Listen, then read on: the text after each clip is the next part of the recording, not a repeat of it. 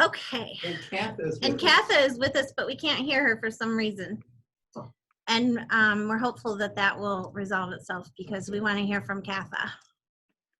Okay. So, I've heard from some others that I'm pretty sure are going to drop in as time goes by as well.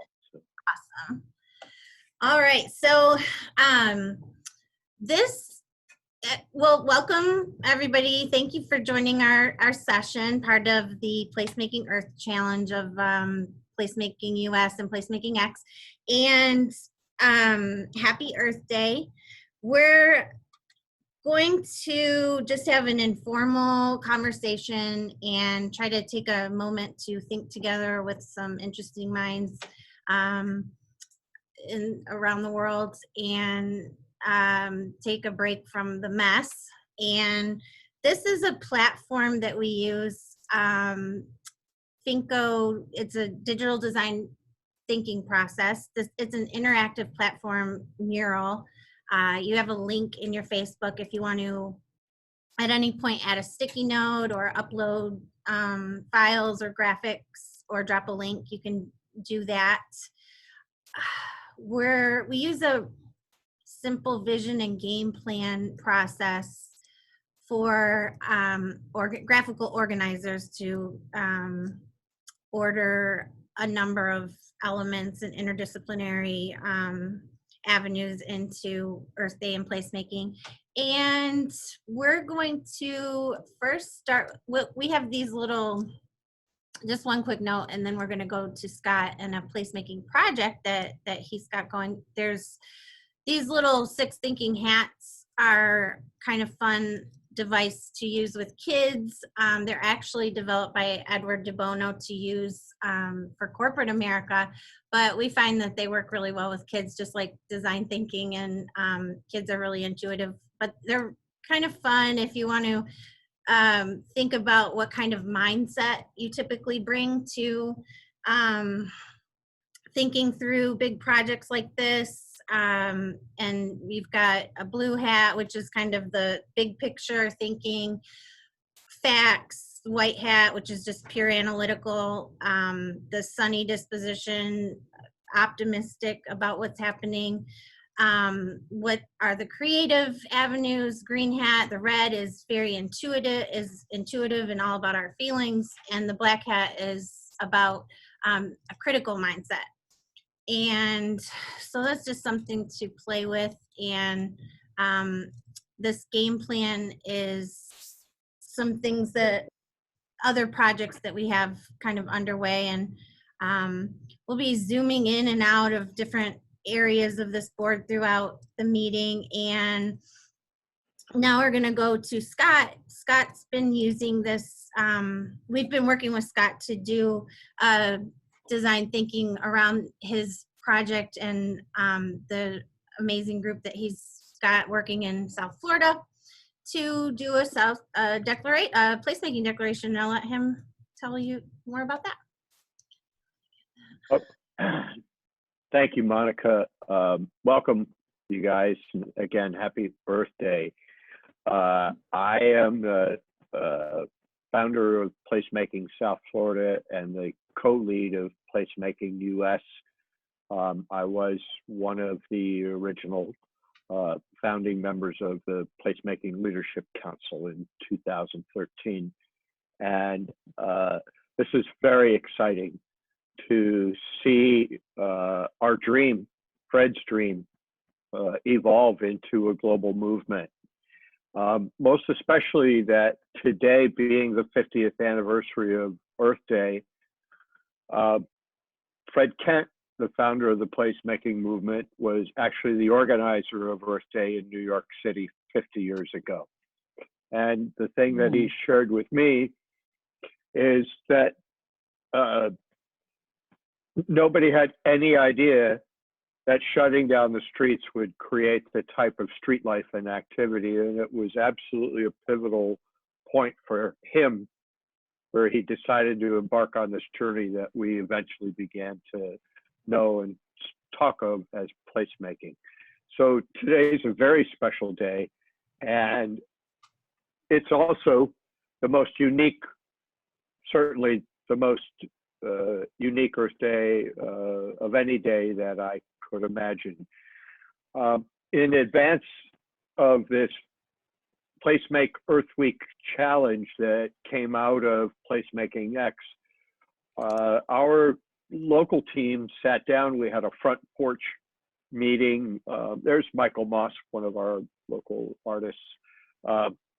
We had a front porch meeting, and we were talking about what we could do for Earth Week to help speak out and make a statement in the world. And there were a bunch of ideas on the table, and it was, I think, March 1st or 2nd.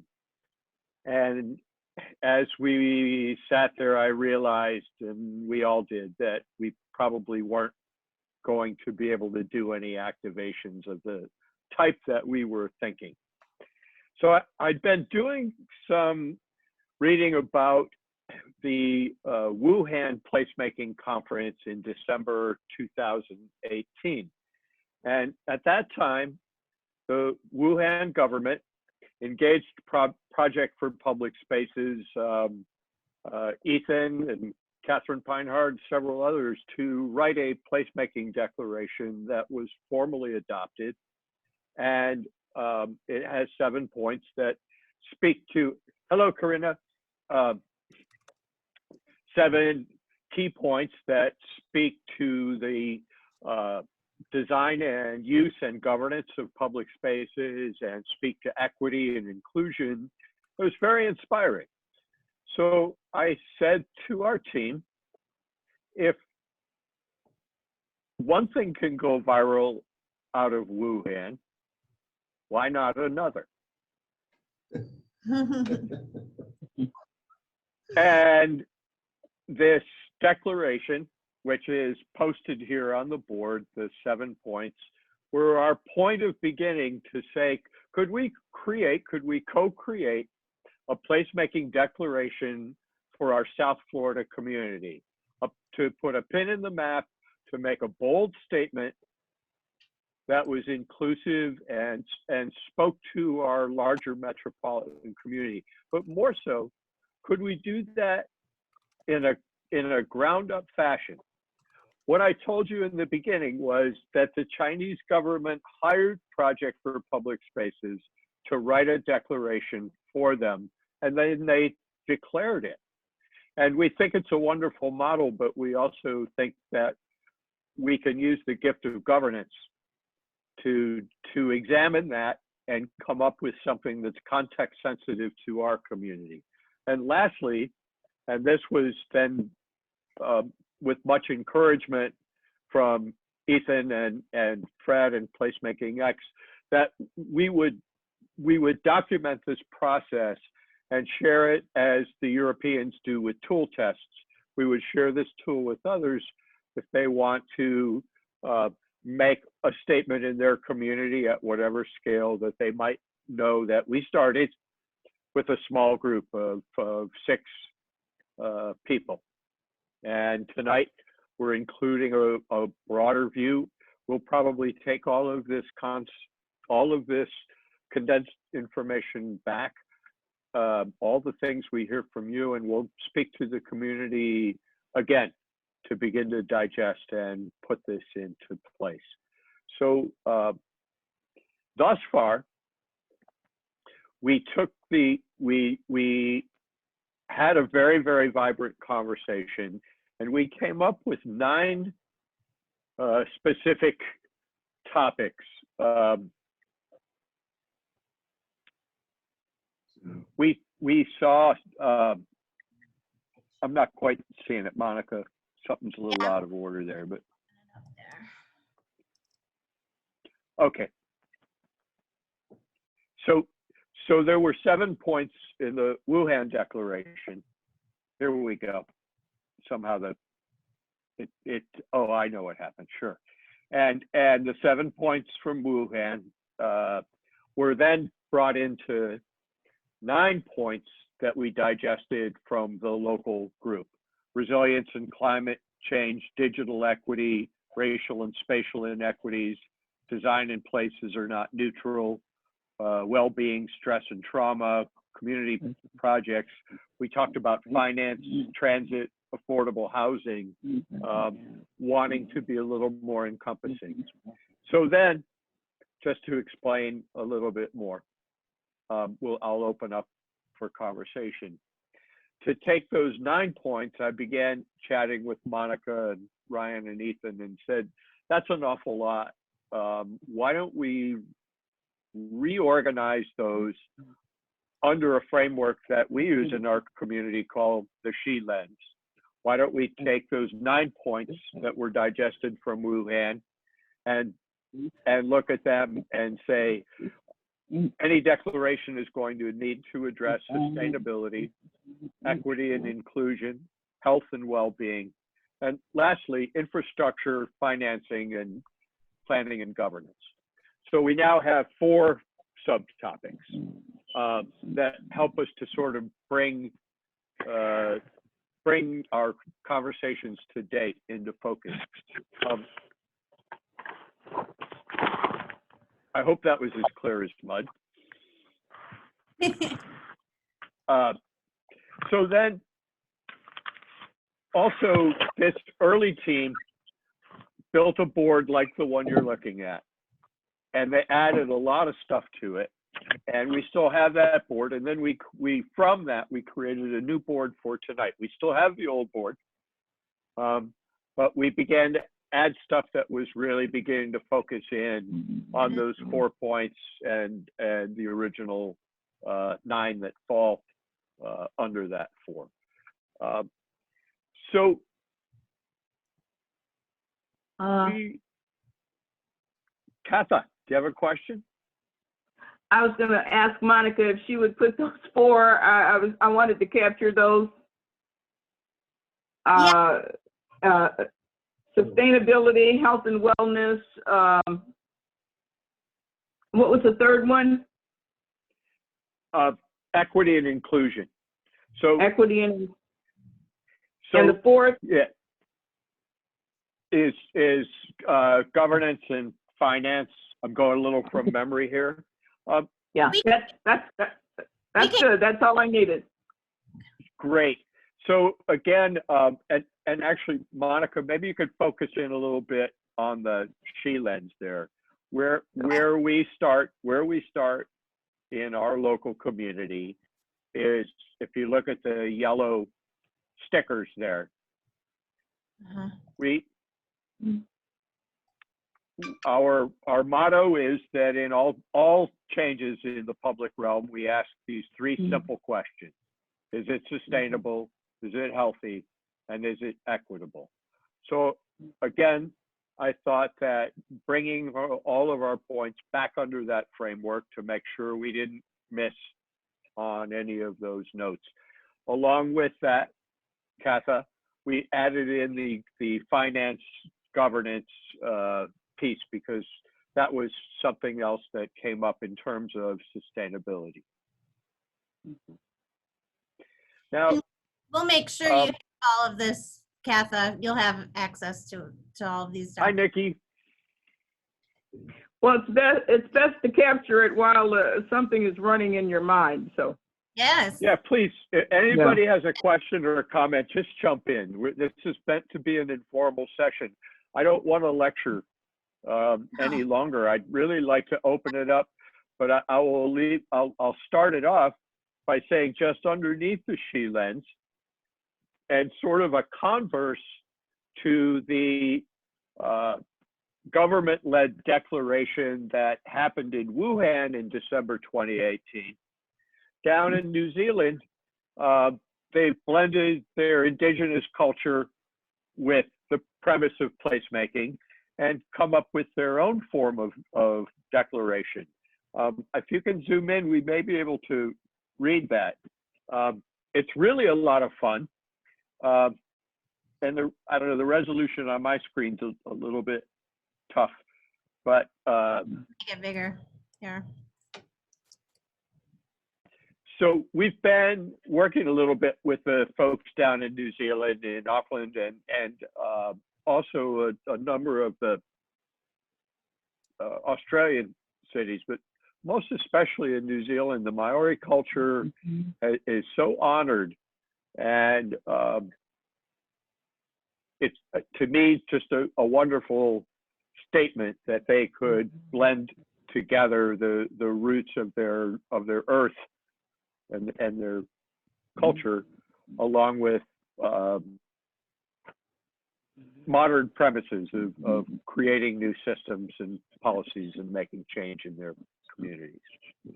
So there's a lot of breadth to the language, and I wanted to leave that open in our community to hear what others have to say. So Monica, I'm going to turn it back to you for a minute. Maybe you can help us kick into the next. Okay.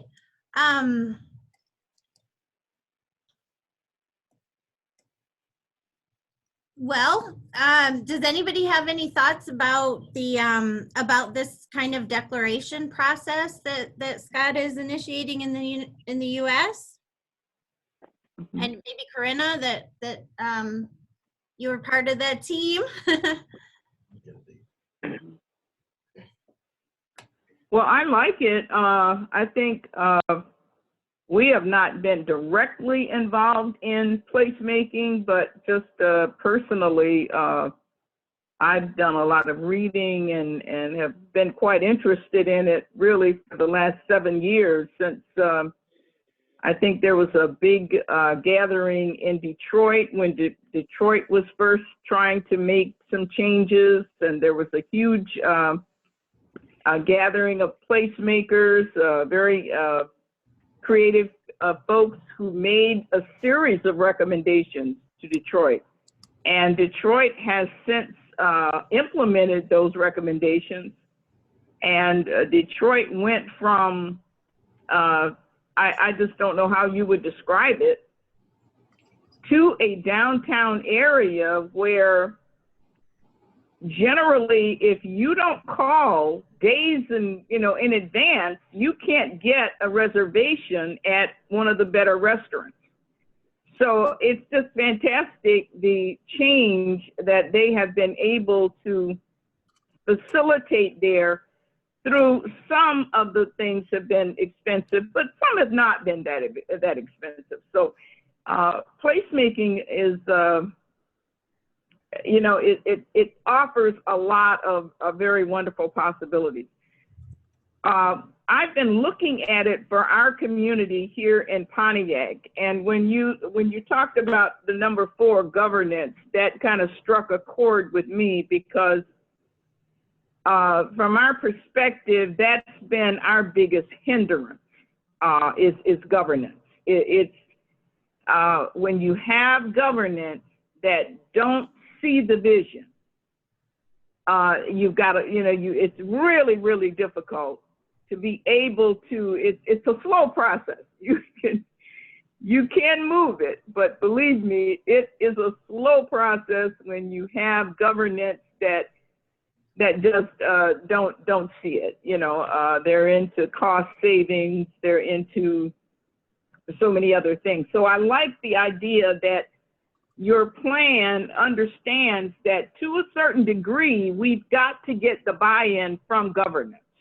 That has to happen, because so many of the things you're going to need their help to be able to really, get them implemented, and to get the people involved. Not when you say people, it can't just be the street people. You also have to get commissioners and councilors, or councilmen and mayors and all of these kinds of people, and business people involved as well. So governance is a big part of it, and it's a big challenge to trying to get something done. So I think your 4 I like better than the 7, because the 4 I can identify with each one of those.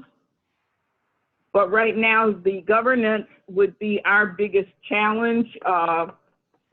But I think health and equity, and then the equity and inclusion, all of those are really, in my mind, just spot on. I mean, they are definitely what we're going to have to deal with to bring about any kind of placemaking reality. And if I could add something to that, I think in terms of things like equity and inclusion, that's completely tied to the infrastructure, the financing, the planning, and the governance. Like it's part of it, because if you're not looking at, one of the things I was saying in our last conversation here in South Florida is the importance of looking at history and the histories of especially racial inequity when it comes to placemaking and access to decision making, and these histories of racial segregation that play out to this day. And so sort of looking at like what's happened in the past and who is involved, and sort of learning from the past and learning from these historical processes, and at every step of the way in the decisioning, in the financing, in the so-called public participation, where were the blocks to access? Where were there things that were put in place systemically that can be changed so that the very systems, the very processes of placemaking are more equitable at every step of the way, not just sort of as oh, now we've got to just make sure we get a lot of different people from the community to the public meeting about a play, those kinds of things. That's sort of after the fact. So anyway. Yeah. In other words, these things aren't mutually exclusive. All those things are sort of embedded in that infrastructure, financing, planning, and governance. It's all connected. Great point. And do we have Bree still on the call? Yes, I'm right here. Hi, guys. Hi, Bree. Yeah. Not seeing you for some reason.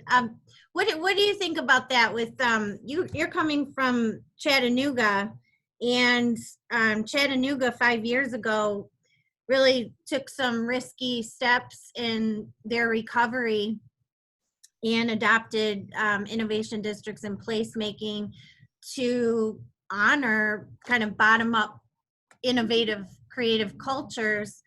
And of course, there's always still problems with governance, but what do you think about that, with placemaking being this bottom-up process, but yet we still have to deal with governance, as Katha was outlining our issues here?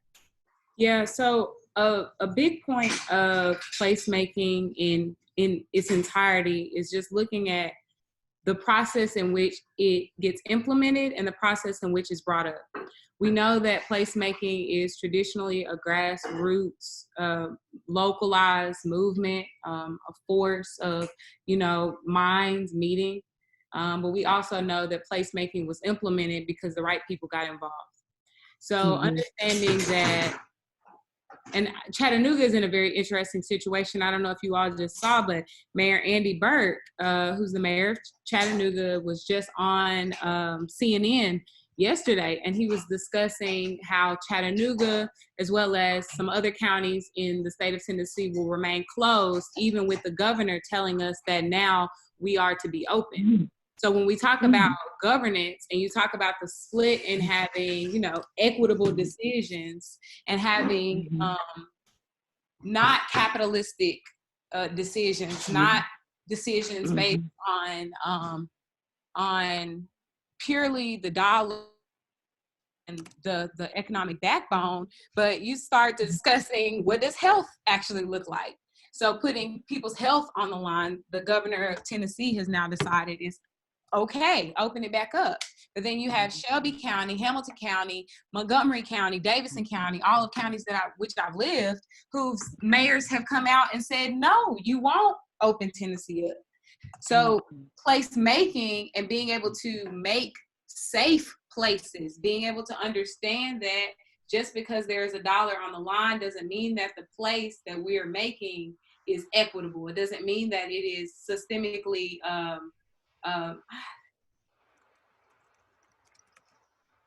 this whole placemaking idea, as we are looking at it, it's getting very interesting for me. I'm in entertainment and I'm in arts and I'm in the school system with children. So all of the jobs in which I have previously worked have been shut down, and for good reason.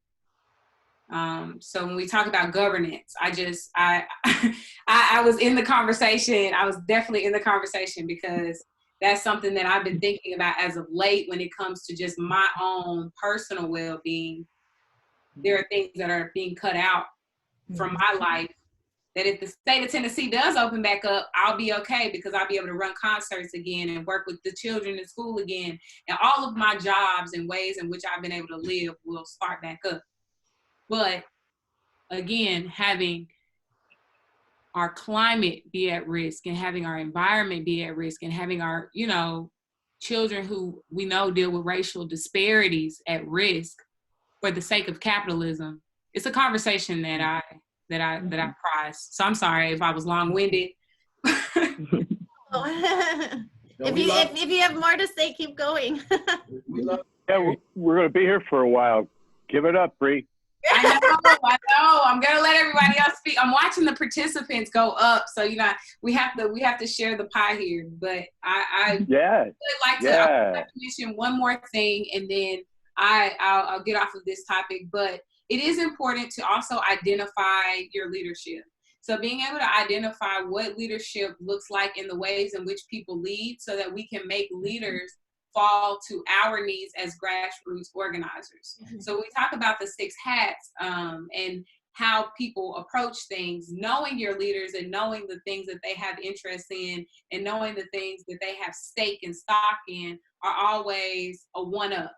If I'm sitting there with a legislator or if I'm sitting there with a governor or a mayor and I'm bringing up my needs, I have to somehow make it appealing to her or him in order for the change to be brought about. So when we look at the 6 hats and you look at how people operate on their day-to-day, always watch what your local administration, what they're doing, the things that they choose to take stake in, if they are creative, if they use their creativity, if they use their feelings, if they use, so we go into the 6 hats. I loved how we put that in there, how Monica and Jim have brought this kind of vision full circle, because the 6 hats are important indicators for how you should approach people when we are grassroots organizing.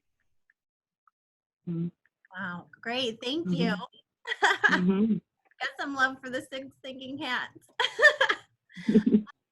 While we're on this topic, we see that Nasheed is here. I can't see you, but I'm happy you're here. And Nasheed, you have a global perspective, probably the most global citizen that we know.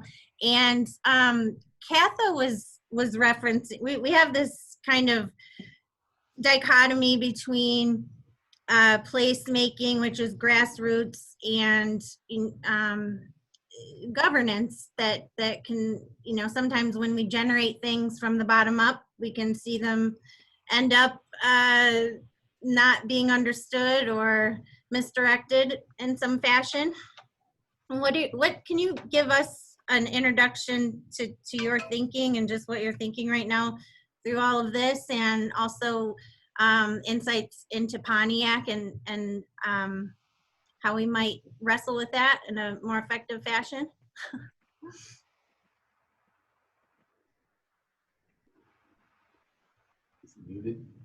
I don't know. Hold on. Let me see. I got mute here. Hold on. You're muted.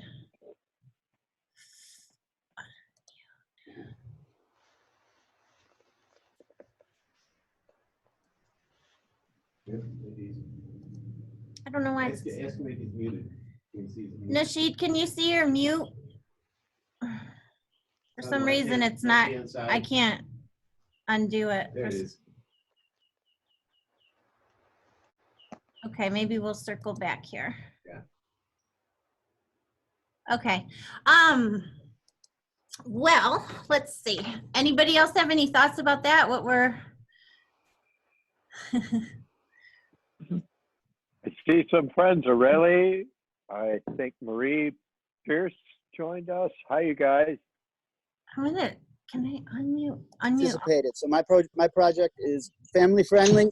but it's for everybody. I really would love to have adults and children working together. So if anything I said sounds anything interesting to anybody, contact me. artboxclubs@gmail. Or on Facebook, anywhere else. You should be able to find me. Thank you, Dave, and thank you, everybody, and thank you, puppeteers. You guys are amazing. I love what you're doing. So I'll be at the next meeting. Hopefully, we'll have a chance to really have an exchange. Thank you. Yeah, like ABC. Art Box Club. Hey, Michael.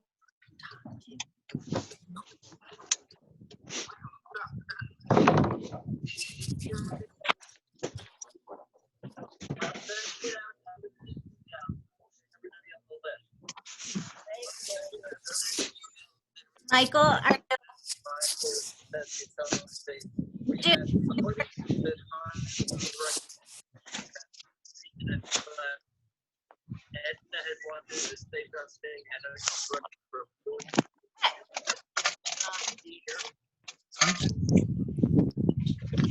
share what they're going through, or what kind of we were talking about this Can I kind borrow of your phone for a second? I got to take a picture of this. This is hilarious. more global perspective on creating like a policy perspective, a placemaking declaration. And then Katha was touching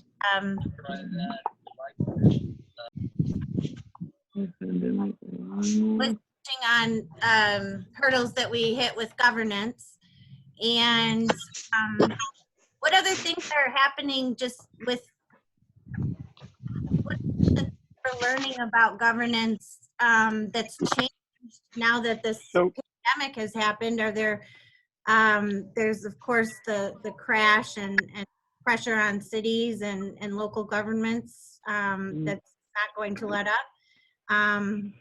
Is there anything that we see that opening up maybe opportunities for placemaking? And Yeah, Scott here. If I could jump in for a minute, I'm hearing a lot of chatter about open streets. Some cities I'm hearing chatter for open streets, and others I'm hearing against. Actually, San Francisco created a whole network of open streets they launched this week. There's a lot of talk about it in New York. There's talk about it amongst neighbors in Fort Lauderdale. While that's not governance, it's more public opinion. Somebody's got a lot of background noise. Maybe they could mute their microphone. It's really difficult to hear. Can somebody mute their mic? Who's got kids and stuff in the background or something? You could mute your mic, please. okay, I just muted everybody, and then Scott, I'm gonna let you back in there. Okay, there you go. There you go, Scott. Oh, okay, thank you. All right, I think I can hear a little bit better now. Sorry, you guys, there was a lot of background noise. Yeah, sorry about that. Mic's on. We're all muted now. What I was saying is that I'm seeing some trending in folks talking particularly more passionately about their public spaces and how they want and see them governed. I'm seeing some things I think are a little more ambitious than I'm comfortable with, but we need to, as communities, work those things out. And one of the interesting twists is how localized those decisions are becoming. And we're going to see this a lot. One of the interesting twists as we restart the country is that it can't be done in a way to favor individuals the way our system usually works. From a health perspective, it has to be done thoughtfully and equitably, or people are going to get hurt and the backlash will be insufferable. So the system has to walk on pins and needles to help us get started up again. And I think the system is a little bit, when it comes to equity, is being held a little bit at bay by this, because actually the communities of color in the areas that are hardest hit are the ones that are going to need the most action in moving forward. And health has placed a focus on that equity. So I see that coming together with the twist in governance. I wanted to just mention one other thing over on our part of the board. Now that this is all going on, I'm reminded of some policies that are about to become a part of the governance framework of the city of Fort Lauderdale. Down just a little bit underneath the Wuhan thing there, supporting new city policies in Fort Lauderdale. So our comprehensive plan is the framework for all the laws that get made and all the decisions in our city. And last fall, as it was getting wrapped up, I got asked by the staff to jump in and do some edits, and so we did get a Parks and Rec policy now that says the design of new public spaces shall include the community throughout planning and design. We also have a health equity policy now that requires folks to consider the social determinants of health when they're making decisions about our parks, our infrastructure, or any city policy. And then in our transit policies, we got into urban trails, placemaking activities, specifically mentioned, and then some specific amenities that we hope to target. I know Marie Pierce is on the line, an urban trail project she and I have both been working on, and some other stuff.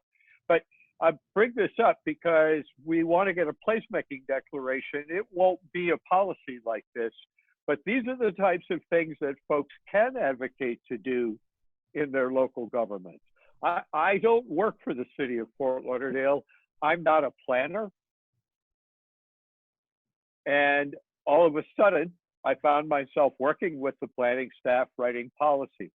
If you don't ask, you won't get a yes. I promise you that. So I did just want to kind of throw that out there, that it might be a little bit of a unique situation, but I will encourage folks to go the distance when they want to bring something forward and make it a long-term decision for their community. I'll turn it back over. Thanks, Monica. Thank you. So there's a lot of contrast between climate change, community engagement, the global pandemic, coming out of the global pandemic as Scott was defining it. I think maybe we should be talking about the more inclusive elements of the declaration that reflect those kinds of insights. I know there's a guy on here from California. Is it Alex? Is he still with us? Alex from LA. Are you still with us, Alex? Can you find him on that? I don't think so. He looks like he's gone. Yeah. But I wanted to ask him because they're currently negotiating a good deal of those kinds of things through their both the governor and as well the mayors of LA and San Francisco are looking at the equitable positions that represents and forward thinking, and they've already began the stuff of making it real. So I was hoping we could get his insights, but we'll follow that up. But I think that the contrast there give us a great deal of insight. And much as we're watching in the moment, the decision to go back, to work and so forth and so on is causing a great deal of discourse, and rightfully so. And yet we're still not addressing it either from the federal level, and in some cases we're attempting to address it from the state level. But really most of that resides in the communities. And there's the thought that the mayors are going to be instructed by the governor. And I'm not sure that's true. If we look at the situation that Pontiac represents with its relationship in Detroit, Flint, and so forth and so on. All of those are different, similar but different, and in that we have a lot to arbitrate in terms of what is local, what is working locally, what isn't working locally, and that can be as different from 5 miles or 50 miles. And in some cases, they can be similar. And Katha, what's your thoughts along those lines in terms of the similar propositions that might be faced by a number of different communities? Yeah, I think what we have seen with the COVID-19 and the universal pandemic, we've seen some major shifts, and I think some of them are going to be permanent. But one thing is for sure that supports what we're trying, the work that that we're trying to do, is that when we come out of isolation, whether it's sooner or later, the whole idea of social interaction is going to be different. And I think we have to recognize that this whole idea of being able to interact with people has been taken to a new level. People recognize the importance of social gathering and social interaction. College students are saying, hey, I'm not going to pay $50,000 to take online courses because I am missing out on something, not being on campus and being able to interact. Parents are finding that schools were important for a lot of reasons that they hadn't really thought about. Their kids are missing their friends, and it's causing a tremendous amount of trauma with children that they don't, my daughter, when I tell her, well, I tried to call you, and she says, well, Blake had the phone because I'm constantly having to give them my phone because they want to call their friends. So social interaction is going to take on a new significance. Now, how we deal with that, I think, is going to take place on a local level. I think, in a way, we always seem to look for national direction and some kind of a national program or plan. But I think going forward, I really think the new normal is going to be, the hot spots are going to be the local spots that we're able to bring all four of those things that Scott talked about together. And those communities that are able to bring those four aspects together, to get the governance in line, to get the sustainability right, to get the equity right, to get all those things right, those communities are going to take off. And it's going to be pretty much independent of larger entities like state government or federal government. So I think there's a lot that's happening that's going to be positive, that's going to work out positive. The fact that it's going to be more local, to me, means that we will have more control. We will really have a real shot here at making, some things happen for our community. I think people are more in tune now with local government. They are not so much looking out at the big picture, but most people now, I notice even all across the country, are much more in tune with what's going on in their local government and in their own community than they are with what's really taking place in Washington. So I know it's that way for me. So I think there's some positive things, but definitely I see game changers here, that I see new normals and I see things that we are just simply not going to go back to the old way. That's Yeah. interesting. Awesome. In that it reflects the exact opposite of what the federal government is attempting to pull off, which is a healthy outlook, I think, from the standpoint of hyperlocal. Hyperlocal has been held hostage, but we have technology now that unleashes hyperlocal. Yeah. Well, now that's my opinion. If anyone else thinks differently or thinks that has a different perspective on it, but I definitely see the local entity is being a lot stronger after COVID-19. I just want to bring up a thing, though, that everybody on the local level should have a red flag about. I was listening on NPR today, and something came up that really worried me. And it was this mention of this sort of segregating of space, like having flights where like people who are more high risk are going to have separate spaces than folks who are considered less likely to get COVID. And that just this idea of this sort of segregating, we're talking about different flights, and I'm thinking, oh my gosh, public spaces are different.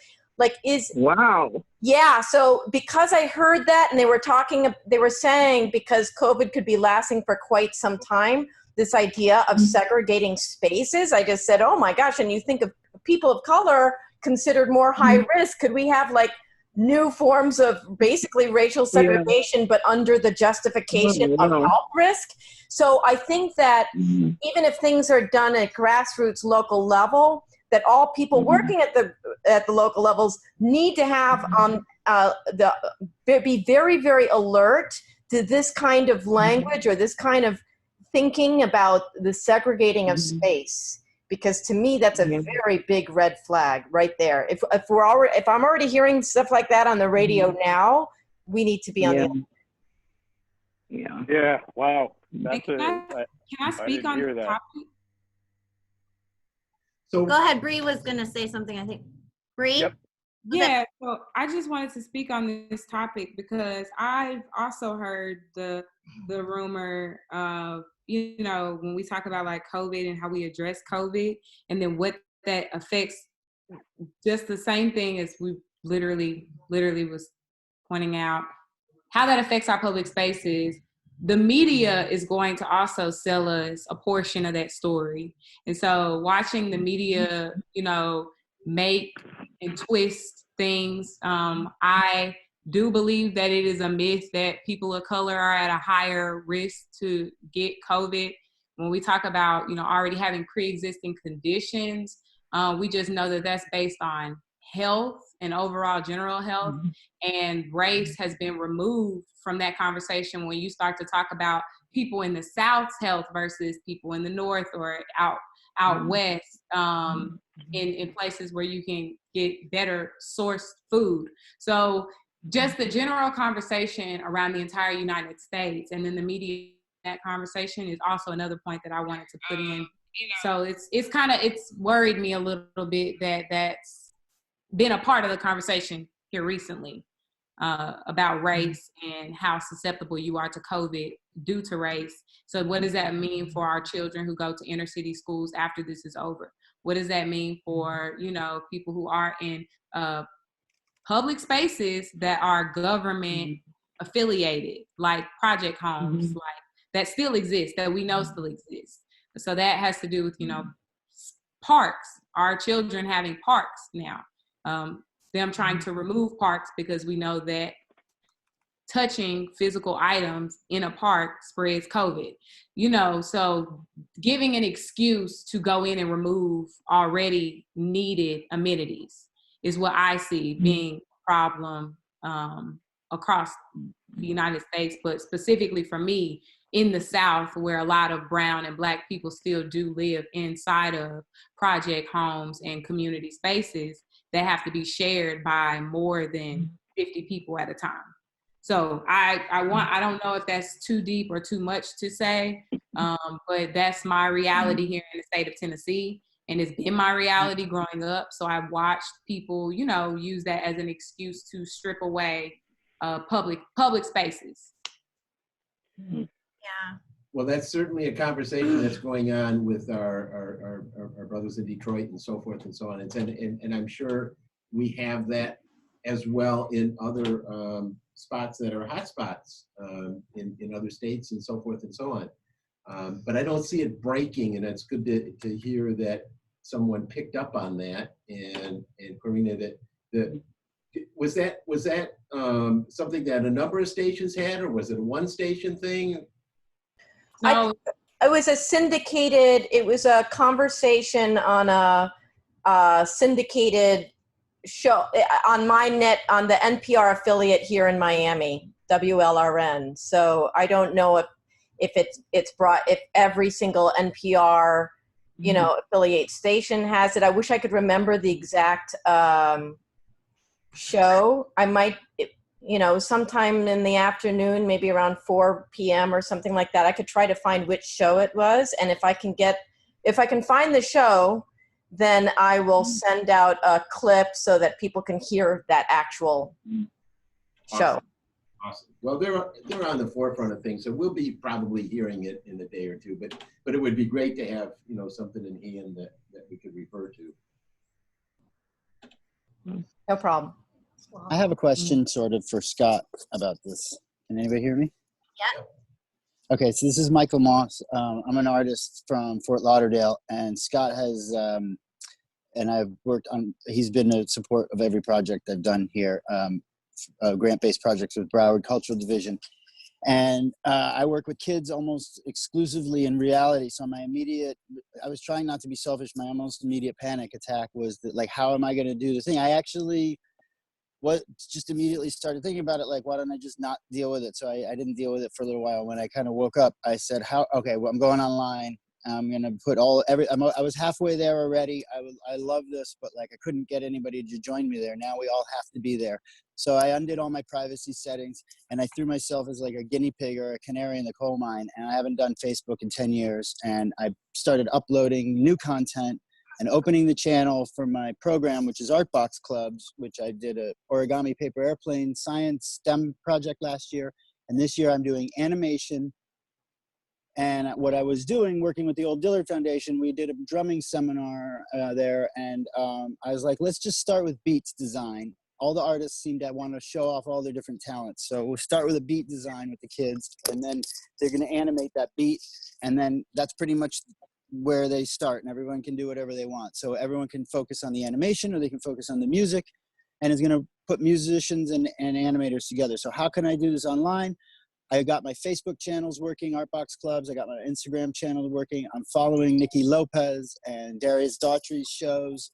Art Serve, I've been going, and I've been starting watch parties, and I've been filming myself live, Facebook Live. Like I hacked. I mean, I'm not saying I broke into it, but to me, hacking is not breaking into it. Hacking means using something up for its other than its intended purpose, I think is what it's about. So I'm using Facebook as a production studio to collaborate with people. So they have to watch. We have to watch each other and then send each other files. But in the meantime, I can write a little something of whatever, a poem, a song, upload it. And I don't need to get into a Zoom meeting or worry about, I just came from another meeting, spent the entire time waiting for the moderator to come. So as we get over this, I had so much anxiety. I'm a person who's happy with 6 computers and 5 telephones at once. And I have 3 that I'm using now for everything. And the anxiety over that of charging it up and dealing with my family, my kids, not that there's a problem, but it's just like, that's more important than any of this right now. So really for me, chargers and background air conditioners, I've set up a studio in my backyard and I'm filming as often as I can. And it's been like therapy for me, but at the same time, it's telling all my friends on Facebook that I've got a channel that's doing something different, and I'm sick of these rectangles, flat faces staring into the thing. I design environments like spaces for learning and moving around and experiencing. There was a thing at Fat Village with a 3D. It was a full circle theater. You had to walk in the middle, like a black box theater. And I was like, can I borrow your screen? Because I've been making 3D. I've been making surround. If you have a 3D camera, if you have a surround camera. So I put everything online. I'm burying my soul out there, making a fool of myself. But I'm looking for artists and educators and poets and musicians and people who are already doing this well, and sort of, instead of just staying in one environment like this meeting, we have to like expand and make it an experience because it's going to be done from the home studio. And I think so far it looks to me like the poets and musicians are pretty happy. They're like having time to go get on their computers and work on stuff. Filmmakers are like I'm going to start editing all the films I was working on. I had no time to do any of that. So then Tara Chadwick just called me before I got on and asked me to if I could get her some clips, and I hope it's not breaking privacy. I'm sure she'd be happy to know that people know that she's Hey, working Michael. on it. But, and that's it. Michael, So, hey, is there a question? yeah, the Man, I've question been- is, I've been waiting for the question. okay, the question is this. I think it sounds, how are you going to communicate the message of all this information in so many different environments? It's too much for people to be jumping, for my parents to be jumping from Instagram to Facebook and have 6 telephones and have to put on makeup. Fine for young people. But like, I think there's a certain amount of people who are just going to get on and collaborate. How, and I say this in regards to, I'm trying to understand exactly how placemaking is. I'm a bit of an outsider here. So I think as an advantage in this case, when I see 9 points and like the declarations and stuff, this is I totally understand it intellectually and I love it and I'm totally support it, but it just feels like a democratic convention, like a platform that is not like it was written on PowerPoint. I think you're asking for artists to get involved. I think this is the moment where you need some creative ways of conveying these messages. And how is it that you plan to convey this in a simple way so that it's not so confrontational? When I have brought these issues up, like with people, it seems like the idea of equity and sustainability, it sounds so right to people who have studied it. But when you start talking to people who don't know what it is, they get pissed off because you're basically saying you have to all change the way you've ever done anything. And that's like, you're kind of like, yeah. And that's very confrontational to like 70% of the population. So as an artist, how do you want me, Scott, this is the question, how do you want me to approach this? Because I've gotten really kind of either blank stares or kind of an aggressive like, no, I don't want to talk about like racial inequity and like that the train tracks are a line that, you know, and that Fat Village is there. You've given me, I've tried using your shtick and it works on me. You got me, but like, to a neutral party or like somebody who isn't familiar with placemaking or doesn't care about urban planning or arts, or they don't, you know, my art program is not for the arts, but this is for everybody. I think we need something clearer. I don't quite understand what this is, what it all is and what you're asking of me. So that's my question. What is it you're asking of me as an obviously like at this point artist who wants to contribute? I don't know what I can do in this case, and I want to do something. Michael, let me interject this, and then Scott can add. You're crushing it from where we're going. You're there. Okay. And you have to pull us along a bit, okay, to get a deeper understanding of how that communication actually plays out in the real world. But you're already there. Yeah, it's very stressful because like usually you just turn and they say, oh, here's the message of the year. Everybody follows the thing. Well, I think what you're saying though is this bottom up, top down stuff really makes sense to me because the top down has abdicated its power. Our governors, many governors and the executive branches around the country, from corporate branch to public, you know, executive branches are just basically, they've given up on doing the work of the job. And I don't see how, if they've said, we hate Mexican people, we hate Muslims, and now we're going to go after our domestic poor and whatever, there was always this term, the domestic third world. So if that's the shithole country, how can we not say that that is intentional? They're going to intentionally let these people die. This is not like, like my dad said something the other day, let's get the patriotic Americans we're going to pull at their heartstrings. It's like, I'm tired of that conversation at this point. And I want to know, I just don't want to talk about hoping that somebody comes around. This is a case of these people in this room, people like Darius Daughtry, who steps up and sends a poem out every day. displacing the bullshit media with real stuff. And I see hope in like rebuilding this stuff. Everything has to be reprogrammed and built online, but nobody can do that alone. And I think there's an advantage. Whoever gets on first, we could actually build the thing instead of it being a mishmash, like the way South Florida was built. In reality, is like, as this stuff's going up, it could be sustainable and urban farms. There's a vision there, but I think you have to accept at a certain level. There's also an aggressive counter. They don't want it. They want it. They're going to be fighting. It's not just like incompetence. It's not just failure. It's intentionally letting the morons let the system just sort of drain dry and let the people being left out in the cold are going to die. That's the point. I mean, that's the fucking point is, excuse me, I'm sorry. It's like, the point is to be as mean and cruel as possible. That's really like the creative exercise. It's a brilliant artistic exercise, but I just don't think it's one that should be carried out.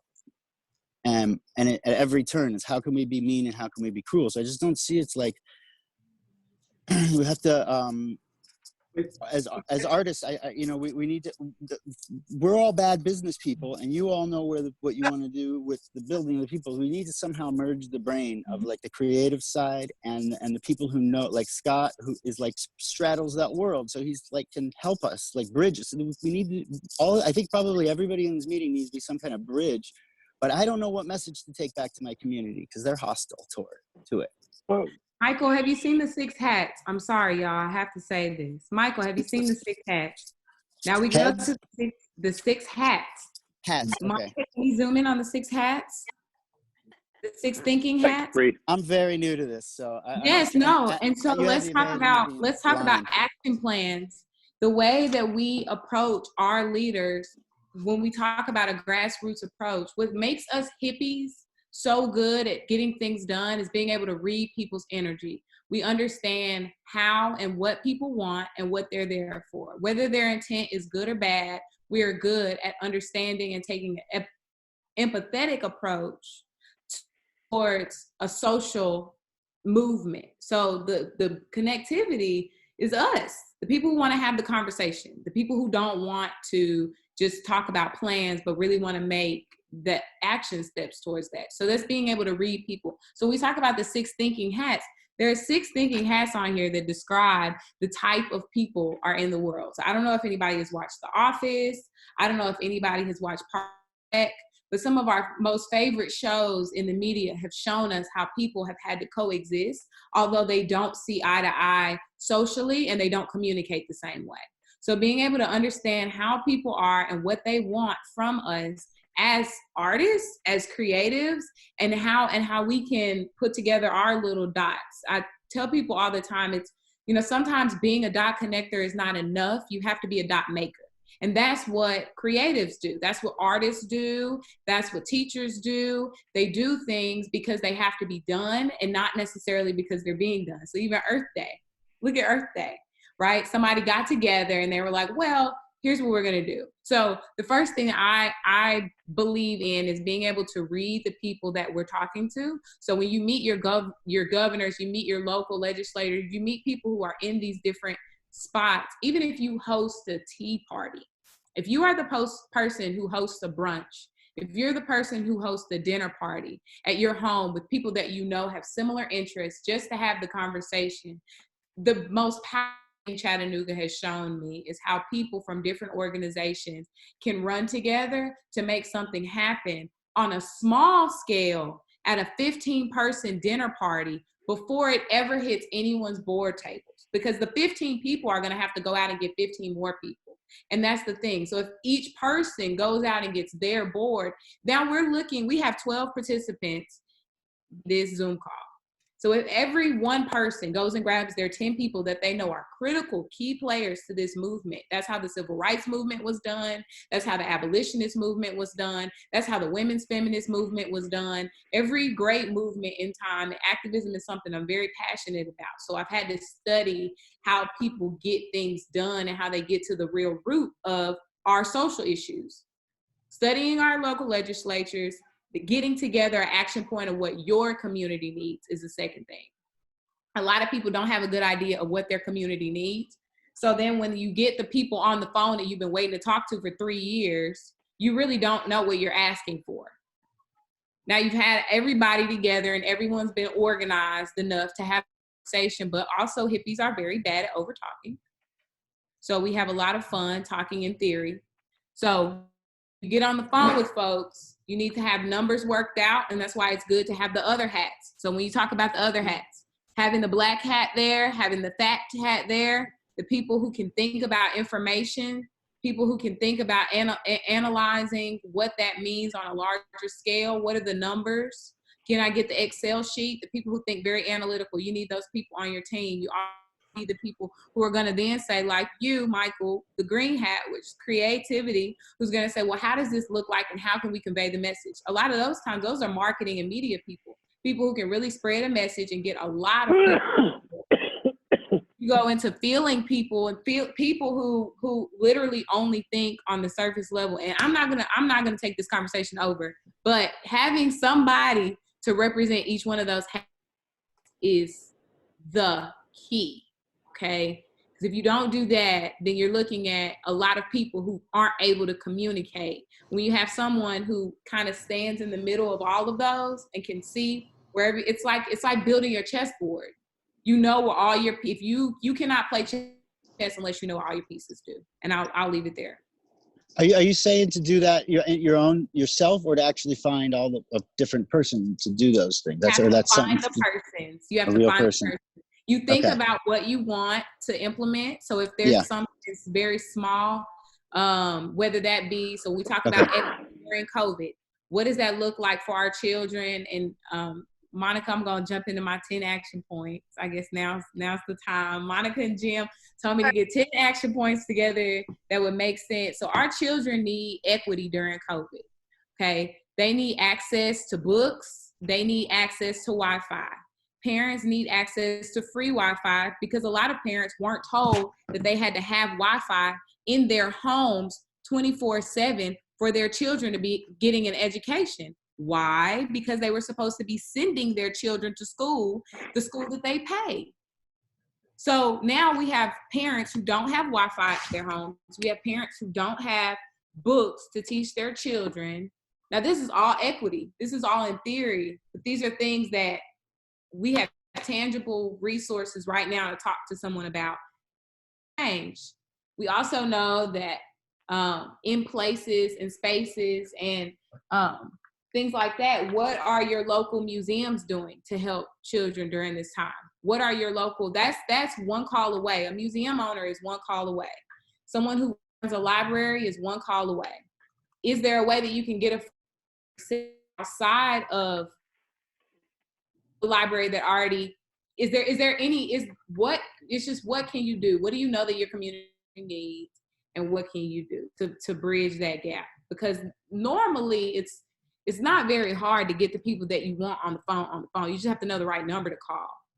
If you don't have the right number, I mean, I could be calling the senator of Texas, but if I live in Tennessee, I don't have the right phone number. I need to find the right phone number, the people who are going to be affected by me making the call. So I would challenge everybody. I don't know what this looks like in your home and in your community, but what does it look like to make your 10 action steps towards what can we do during COVID? How can you help people on a technology level? How can you assist people? What information can you share with them to help them during Zoom calls, to help them understand that they need mics and that we need backgrounds and that there are things that now we're going to have to implement because of social distancing, that we know that it is inequitable to have our older citizens who've never had to use technology to survive in their job course in their lifetime. They have been able to survive without having to use technology. And now we have put this on our 60 plus members of society to say, if you want to make money and if you still want to have your bread and butter, you need to learn this. All this information is very overwhelming. So there are little things that I've thought about in the course of this that have been overwhelming for me as well, to try to understand how placemaking is going to affect us on a year-to-year basis. we've already seen what it can do in small waves. But I think that having the placemaking organization and Project for Public Spaces has done a great job of capturing what it looks like to do it year to year. You see the conference grow every year, and you see the reach expand every year to a larger audience about what this conversation looks like. So I don't know if that answered your question, and I don't know if I rambled too long. I'm sorry, but there's my points, Monica. I can see you've been busy. Hello. You've been busy. It's a good thing. That is awesome. Hey, sorry. I'm really from South Florida too, and I was gonna add to that because like just to add to what Michael was saying too, just from experience and from knowing like Nikki and Michael, Tara, and some of the people, some of the artists and creatives that we have down here in Fort Lauderdale and Broward County. I feel like you're already doing placemaking. It's just a matter of right now during this time is how do we think about 3-dimensional placemaking or like 4-dimensional placemaking, because we have a unique experience going on that we have to be virtual, and virtual is a space, it's a place, and so it's just kind of like translating those ideas, and then not necessarily getting to the big like theory parts of things, because those are really not applicable to a lot of us in terms of the material realities that we live in, but rather, hey, we don't know what's coming after, so it is very important that we come together, connect to the people that we're already connected to down here in South Florida, and really try to galvanize some of those connections to be able to continue to make plays, whether it is physically or both physically and virtually, so that then so that we're continuing to combat the forces or systems that have gotten us to where we are today, right? So in a simple like way, a lot of people right now, that even those that are kind of like naysayers and really don't want to hear those things right now, even just saying like, we don't know what's coming after, and we got to figure out what we have with the infrastructure and champions and leaders that we got in place, and ways to coming together and building a place that is safer than where we are right now. I feel like that's where the power that all the creatives in South Florida have right now. You have the youth, you have the mind, the way of explaining things, and it's a matter of connecting to those other thinkers, analytics, like Bree was sharing the hats and all that, to really bring those pieces together. And then the statements and the policy and the language that could help establish those things more long term, so that then when other things happen, much more of this is done. Wow. And who, your name, we don't want to lose your name. We don't see you on the screen. Sorry, it's just very dark and everyone see it. And my name is Arely, Arely, Lozano, Lozano. And I'm down here from Broward by way of Mexico. Wow. Very happy to be here and hearing all this wonderful stuff. Thank you. Wow. Well, you are an example of the wonderment that is out there, that the connectedness of what we're attempting to do is all about. Your fresh ideas and thoughts go into developing critical mass, and we can't get enough of that. Okay. No, don't let us lose your connectedness. Yeah. So we need to make sure that everybody stays connected going away from this, because we're building the knowledge map, if you will, and it doesn't stop just because the Earth Day event is over. We want to continue that relationship so that we build something that's not only sustainable but active and growing. So let me jump in for a second too. God, it's great to hear your voice, Arely. And I just sent you a message on the side. A part of what I'm hearing, I'm hearing, well, of course, a bunch of stuff.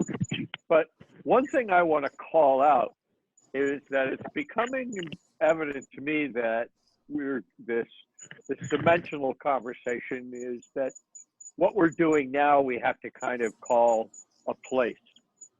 This digital meeting thing that we do. And I don't think we've actually ever really stepped up and said, well, and so when you were asking about that, and I was at first, Michael, saying, well, what does that have to do with placemaking? And then I went, well, okay. So that's part one. The other part is just as an add-on, a little bit of a sidebar, but it supports what you all been saying. I had a conversation today with somebody that I met through Placemaking X out in Portland, and she's an artist working in affordable housing, an artist in residence. We had an hour and plus talk about all kind of stuff. And one of the things we decided at the end of that was there are a lot of art practitioner placemakers in urban and rural communities working on housing sites and communities that are under a lot of pressure.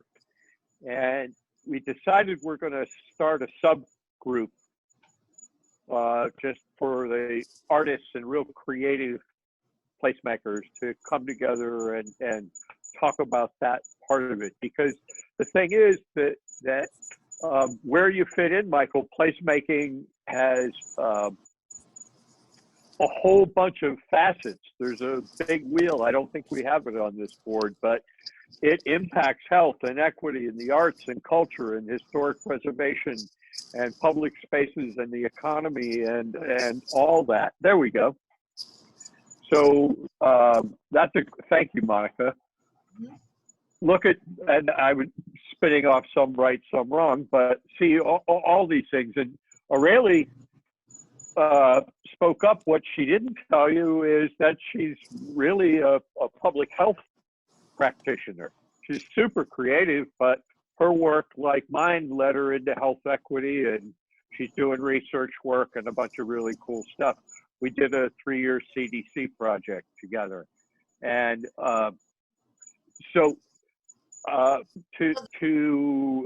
we need to look at the big picture, things like a declaration, and talk to everybody to be inclusive.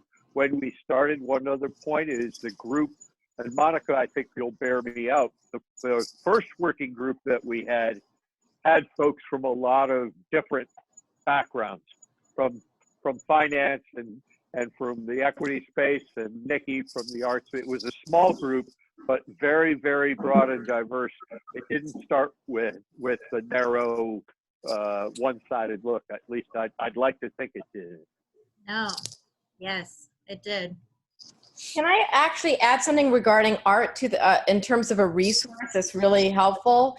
There's a website called animatingdemocracy.org, and it's a program that through the National Endowment of the Arts. And I actually have been teaching every summer for the past 5 years a class through the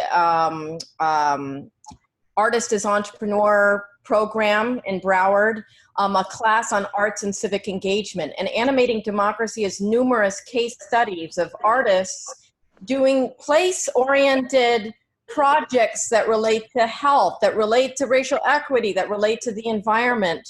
But they're all creative people, from visual arts to theater to music, etc. Often doing very place-specific, place-making kinds of projects, but using arts as the vehicle to bring people together or to bring awareness about a particular topic.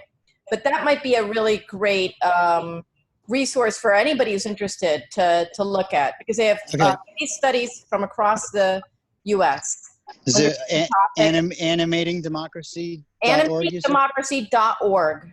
Okay, I'm going to check that out. Thank you. Extremely. I have to tell you, what you're saying is very personal for me, because a lot of what I'm doing is for my son. I figure if it works for an about to be 10-year-old, it'll work for other kids.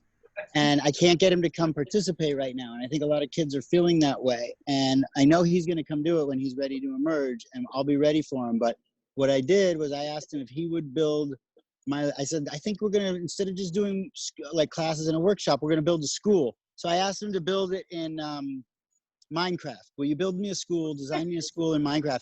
Because I said, then the kids will just show up, right? He's like, yeah, if it's in Minecraft. So we're going to go in Minecraft and do some paper folding classes and some animation classes. And if they want to just use Minecraft to do, that's fine. So I think that for me is how it's like personal or hyper local, if that was the term. But like, if I can design a school, then we now, because of these tools, this tech, and if we can get free internet to everybody, then they can get it too. They can come into the classroom, and my son can design something, and then another kid can design something, and that girl could share it with us. So is that what we're talking about? Like literally building spaces, and I should just consider my program a place now? Yes. Okay. Yes. We're going Okay. to rethink the experience of school. So you're on the right track, it sounds like. You're already doing those things that are the far-reaching elements, and you're doing them for the right reasons, which when things become capitalized, become the wrong reasons. And it's the naturalness that you're delivering in terms of open proposition with your son.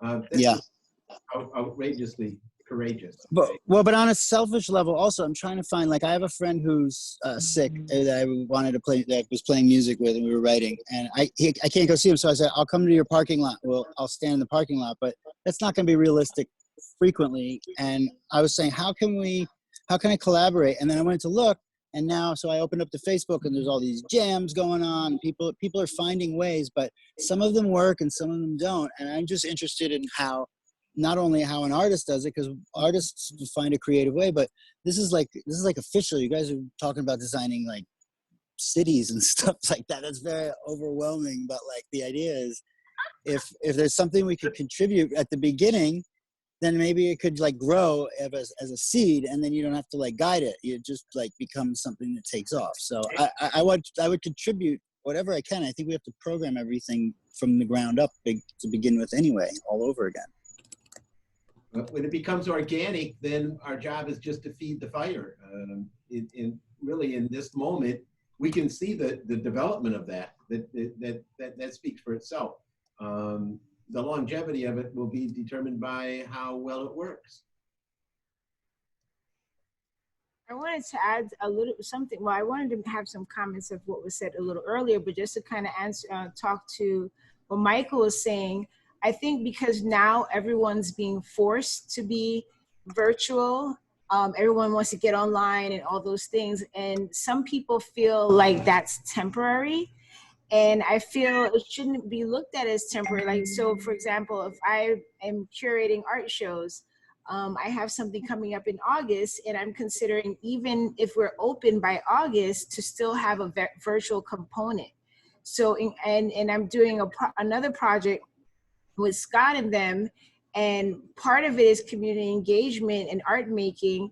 And one of the things that I'm going to be creating is virtual conversations like these, where you're getting like maybe a few people who have, you know, some panelists or things like that, and getting other people online. So getting more people involved with Zoom. There's other products out there similar to Zoom. I mean, now someone sent me something, it's called House Party. So it's more kind of a social app. Right, You still can get, you know, so it's an app where you get people on a video chat, and you could play games, but you can also have conversations in locked rooms. So I think for those of us who are already online doing things, to keep teaching other people and supporting them getting online, trying those things, but also to not look at it as a temporary fix, but figure out ways to incorporate this throughout. So, because then you have more expansion. I just had like a little birthday party virtually, and we had a performance person. So we were able to employ a dancer to come on and do a performance. But at the same time, I said, wow, there's people on this call who normally would not be able to be physically with me on my birthday. Now this gives a space to someone that I haven't seen in 20 years. So, so getting people online, you know, getting them more acclimated with the things that's out there, and don't look at, and those of us who are there, not to look at it as temporary, look at it as keep promoting. ArtServe did a great thing where they had a talk, they did Zoom, they had a little slideshow going on. So they already did a little research on each artist to have something there, but keeping those things going, I think is really important. Just as, tools and things that we could be doing as artists, as anybody. I do want to kind of bring up, because something that Karina was mentioning with the NPR and the flights and, how that's going to, could cause more, segregation, all these things. And one of the things that's kind of concerned me, and I don't know how it fits into placemaking, but like there's so many people who are looking for support right now, and some of it fits easily into like, oh, I could apply for unemployment and things like that. There's 5 million people that are independent, like artists and things like that, and there's programs there. But like we saw how millions of dollars went to a steakhouse, and businesses, and even in South Florida specifically, they said 1,000. There was a SBA loan, I think it was. They said 1,000 people got $50,000. If 1,000 organizations got $50,000 and 30,000 got nothing. So it's a little disheartening when you see those things, because there's a lot of people like, oh, the old way is wrong. We have to, people being more thoughtful in smaller levels, and but at the same time, when you have things like this, where you get big businesses and banks that are going to support their big businesses and not really look out for everyone. But I'm also concerned that how that makes more of a gap of not just accessibility, but now people, are going to be jeopardizing losing their small business because they couldn't get a loan. You have one person who is a restaurant owner who sold her car to give her employees money. And then you have people like the Roots Steakhouse getting 20 million and don't need it. So, when you need more voices in things like this, but more and more people are going to be trying to struggle just to survive, that's a concern. And how do they get support, or how do we support those that, cottage industries? A lot of people, we might be small businesses, but do they have the paperwork to get this stuff? I just saw something being posted by our cultural division, and it's meant to be an art relief. They're like, oh, if you have a nonprofit, and here's 50 pages paperwork. Yeah. And so not everybody has the money to pay $400 a year for a nonprofit or needs it. So it's just like, okay, how do we support those people that doesn't come, fall into those little pockets? And these are people that's always getting money. There's our fund also that did some initiative and said, what do people need? And my thing is that, hoping that organizations with money or powers and people that be, to make sure that they have a team, some people that's dedicated to be like, okay, we understand the nonprofits. The nonprofits know how to do the paperwork and all that, kind of speaking back to Michael, like not all artists know all these things, but who's looking out for those people who don't have those proper paperwork, but still supporting their home, who's still contributing to society? There was this saying that I saw, and I'm paraphrasing because I don't remember, but it's just like the people who have good intentions, we need to be able to organize on the same level as the people that don't. So that creates, you need power, you need organization, you need people moving. And how do you get that when a lot of people are just like, how am I making my rent? Or how do I get access to these things? Like, I'm self-employed, but I may not have this, or I might not have that, and there's a lot of people that it's going to make that gap even wider between the people that have and the have-nots, and then the people who don't need the money, getting money, and the people that need it don't have access. So I just wanted to throw that out there if any other people have thoughts on that or supports on that. But I think that's something also when we're looking about everyone having a voice, and there's a lot of voices that are just trying to figure out how they're going to keep their spaces. I thank you so much for bringing that up, Nikki, because if I could just mention today, I was walking in Little Havana because I needed to buy something at the grocery store, and I noticed that this longtime mom and pop store that's been around there for over 50 years. It's a fruteria, Los Pinareños, and it's not just a place that sells fruit. It's like been a gathering place for so long for community members, and they help folks find jobs. It's a real community center. And I just happened to see the owner in the shop, which is closed officially. And we chatted for a little bit. And he just said, you know, I'm worried that all of our little that Amazon is getting all this money and all these, it's not just that these particular businesses are retail businesses, but they're part of the placemaking, because they're not just a public space, because even though they're private small businesses, there's so much of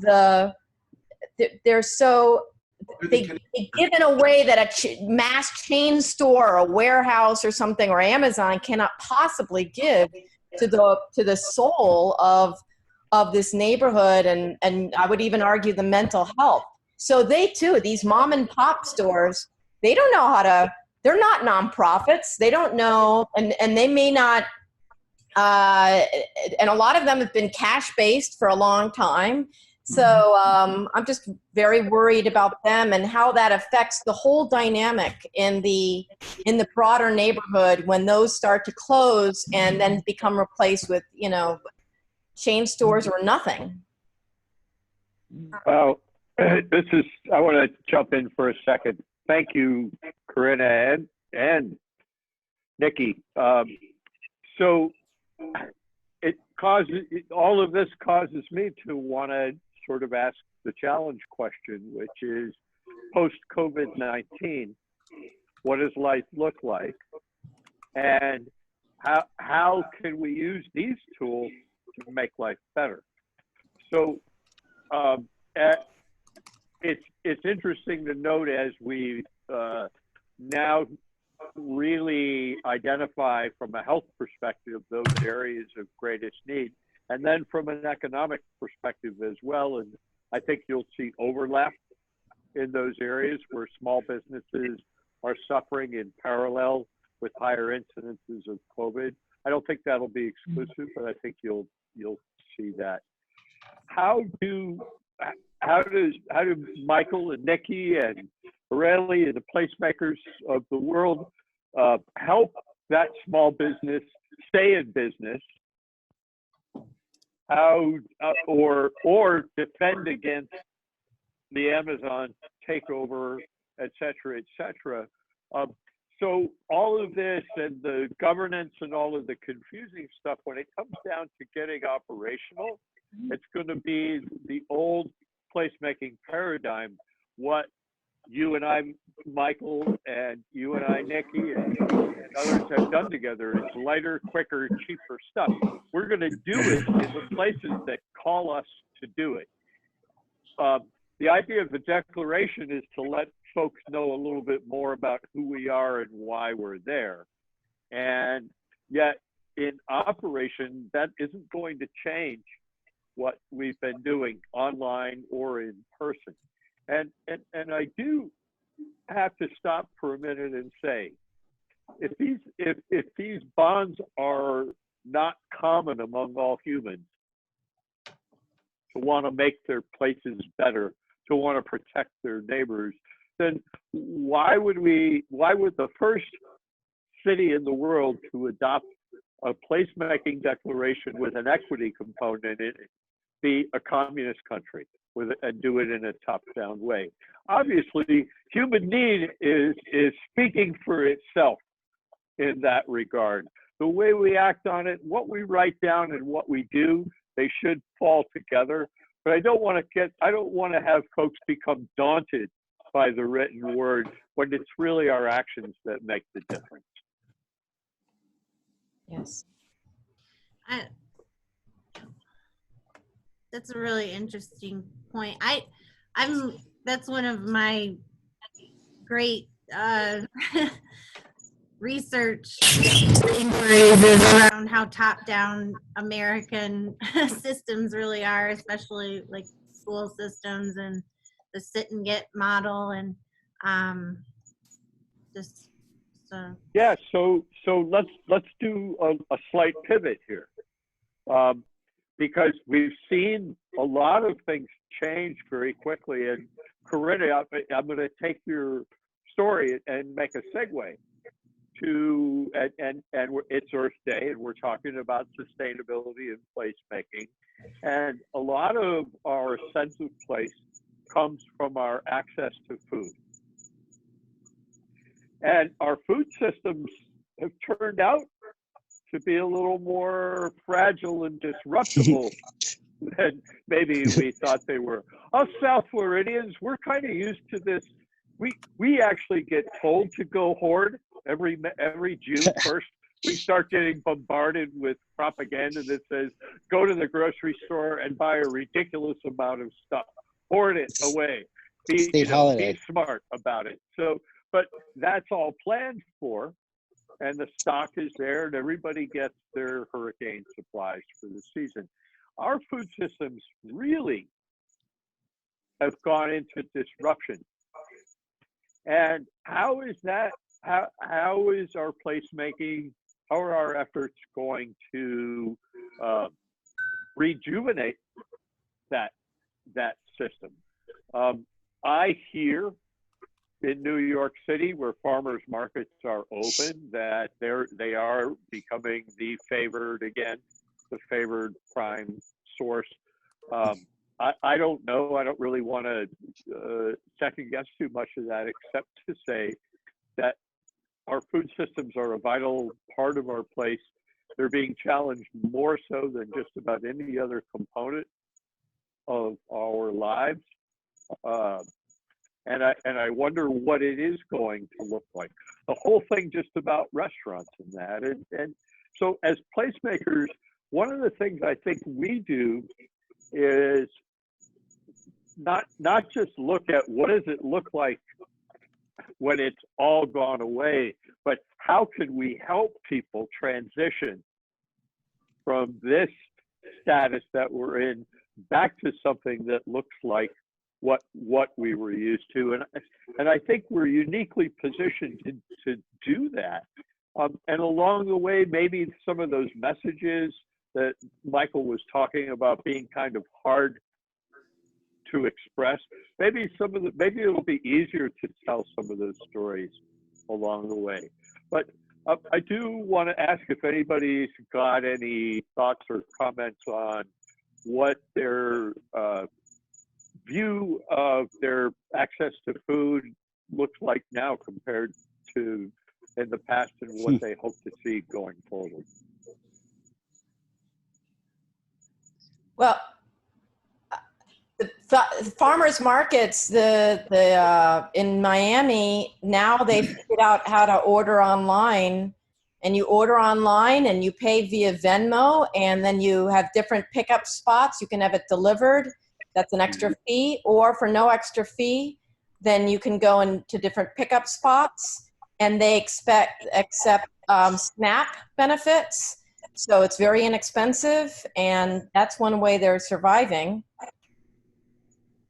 So, and I know folks that are driving up to the farms and the big farms in Palm Beach County and they're filling their cars for $100 with crates full of produce, and then bringing it back, not to hoard it, but to share it with neighbors and stuff.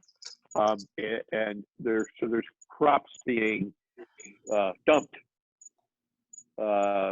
for being virtually given away, and that's a big disruption. That there isn't food on the shelves, but there is food that can't get to market. That's being wasted. And then there's a charitable response that is being overloaded as well at the same time. So yeah, food system is definitely something that personally I've seen. Like, I knew it wasn't an effective food system before, but I didn't expect it to fall before our eyes so fast. And I feel like that has to be an essential component of placemaking in any way. Because I mean, it touches on all the topics we've talked about: health equity, the social disparities, and health issues, disparities in the health issues. Basic nutrition supports a lot of health, mental health, well-being, security in terms of education, academic achievement, housing, job. Like it ties to so many different things. first of all, a lot of the work that I do here in South Florida has to do with food, and I am noticing a big stress on the emergency food response. Even like the big food banks are struggling to maintain logistical capacity. And then on top of that, like I think Nikki was mentioning earlier or like somebody was mentioning earlier, when you go and apply for things, they want you to do these other millions of things. And then you're like, but I just need to respond right now. I don't have time to do all of that. So I feel like people need to start thinking of what are the multiple examples of food access that exist, what infrastructure is in place that includes farmers markets, local growers, regional growers, the grocery stores, the already existing infrastructure of some of those mail-in deliveries. So all of that just needs to be better coordinated as well. And I feel that it has to start like locally, but then there's also a big impact, I think, in terms of regionally because of food production, especially here in South Florida and the way that it exists in our geographical space. So that's a piece that I feel like that's where I'm a placemaker of when it comes to food. And so that's where I really think people need to start thinking outside of the box, and really recognizing that we need all of the approaches. Like here, all of the above is necessary, not just one example or one way. I wanted to share just to put it out there and possibly a resource. Facebook, there's a lot of people who have like started little Facebook groups to share resources and support. So there's one, I put the link to it in the chat, and it's called COVID-19 South Florida Mutual Aid. So people are, sharing things that they need as well as sharing resources. So like they had this one lady, Robin Haynes Merrill. So she's actually, there's like there's farms that are in like Homestead where, because they're not able to, sell their products. They were just, saying, okay, we're going to dump the food in one place and people could just pay $10 and put whatever they could fit in a box and take it off, and take it away. But when they went to go dump the food, they saw other farmers also dumping food. So there's checking into like local farms, because they're looking for people who can say, where can it go to? Like in that group, they're like, anyone who has food pantries or anyone who has communities that need food, let us know because we're bringing it to you. Or there's organizations that's trying to get it there and give it to people who don't have access or who don't have cars. I mean, whether it's individually, like someone says, oh, I need this thing, or someone that I know needs this one thing, they're getting help. And then there's someone that's, she called me and said, hey, do you know any organizations, and trying to, connect the dots between, the people that need something and then the people that has access to something and they're giving it away. So as resources, looking onto Facebook to see if any of those groups exist locally wherever you're at, as well as considering starting them if they don't exist for your local area. Great. I think Michael's waving his hand, but you're on mute. One sec. All right. Hi. I want to say something because Nikki is so like good at this. She runs shows, and she was doing this like 3 years ago. Like, hey, Nikki has a site for Cis Drunk Air. So the thing about it is, as somebody who has been trying to do this, I'm busy doing other things, and I just want to say the anxiety of dealing with it is too much. So what I do is I go to Nikki's site and I find out all the stuff that's going on, just maybe by watching the show or seeing the posts and following and liking her. And I think the first thing for people is to purge all that negative stuff out of their social media. But if we're going to try to communicate something, what I've done is I think when there's a message, I have been getting up and saying, okay, South Florida Wellness Network, free food distribution, Lauderdale. As soon as it pops up on my Facebook feed, I share it. And then there's a Broward Center for the Arts is doing a food distribution. So there's private and public and nonprofit and government free food giveaways. And I'm just throwing it up there like a million times, and I'm asking people if they're seeing it, and they're not. So it's like some people do see it if they happen to be on Facebook at the time. And I think one of the issues is if everything's in like PowerPoint presentation, just follow me for 1 second.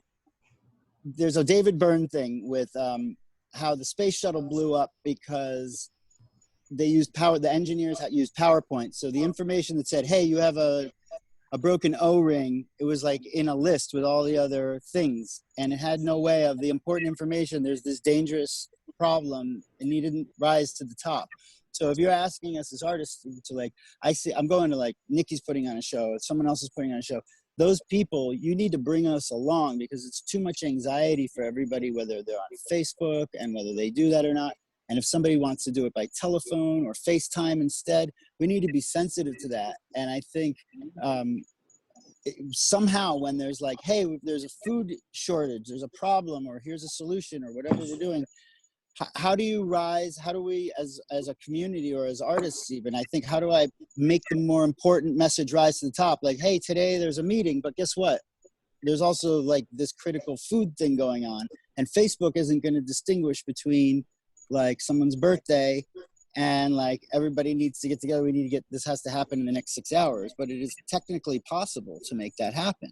So I think if we start using these nodes, like Nikki's a point and whoever else is broadcasting and using as good at social media, you're going to have to kind of bring everybody along for a while because they're not going to get online. They're going to shut it off and tune out. That's what I found is half the people refuse to communicate with me at all anymore. So how do you get to despondent people where if you don't have a car, you can't go pick up that food? And then you're gonna have all these people who want to help, and then they're gonna be like just not helping by going and like hanging out in a place they shouldn't be anyway. We could direct them. So I just want to know. I think we need to immediately develop. If you're gonna ask artists or creative people to be involved in kinds of things, it's like we have to have some kind of an alarm system or some sort of a thing. Something that says this information is really important. We're gonna give it like everybody needs to do something here versus this is just a regular communication versus this is not important at all. You can tune in if you want. So that would be my suggestion. I think also we should stop using the word virtual because I've been talking to people I haven't spoken to in 25 years and I've connected with family all over the planet in one meeting. So to me, this is as real as it gets. It sucks not to be in physical closeness to people I'm used to, but I actually think we just flipped. I think that's the thing that flipped is that this became the reality and that we just should deal with it and stop saying, and I don't mean this as to put down to Nikki, but your show is not virtual to me. It's as real as going because I didn't get to go before. It was hard. Now I realize I could have been going all along, but now I'm there. So I'm there and that's a good thing. I'm going to focus on that and keep doing it and sharing it and watch parties, figuring out how we do it. But I think we need to do it for people. If you're technologically savvy or artistically savvy, you could make the poster and email it to the person or Facebook it to the person who can get it out to everybody. But some of these young people can boom, boom, boom, and they can have it out to 3,000, 5,000, 10,000 people in a matter of moments. How many people can do that in this room? It took me 10 years to get 10,000 hits on a video. So now, and then this week I got stuff's just happening so much faster. So I think as it happens really fast, we need to bring people along. Otherwise, literally, just people are going to give it up. It's too frustrating and it's too difficult. And just even this, we're all kind of good at this. There's people who just aren't connected at all. And we need to figure out how to service them as well in reality, whether it's on a video conference or dealing with it. So I've been Peace. Here's Michael. You're speaking Jim's language. What you're witnessing is the pivot where a little something changes and it changes everything. So you're in on the ground floor. You're already doing the thing that you're talking about having happened. And yet in the greater channel, it's not happening yet. Amazon cannot do these things. There's the advantage. The design proposition that you're advocating for is what makes that difference. And they'd have to pay someone to do what you do, and no one's going to sign up for that position. Well, Amazon does pay me because I have products that they buy from me directly, but like that I invented, and I want to do an invention workshop as well. But so But the thing about it is they're also one system. And if that part isn't functioning, then everything else has to be done by real people, like in the real world. And they're very good. I think that's kind of the thing. It's like also like places like McDonald's, like these places that do automation, they're amazing in distribution systems, and I think there's things that are positive out of it as long as it's sort of done in the way that you're all discussing, if it's yeah.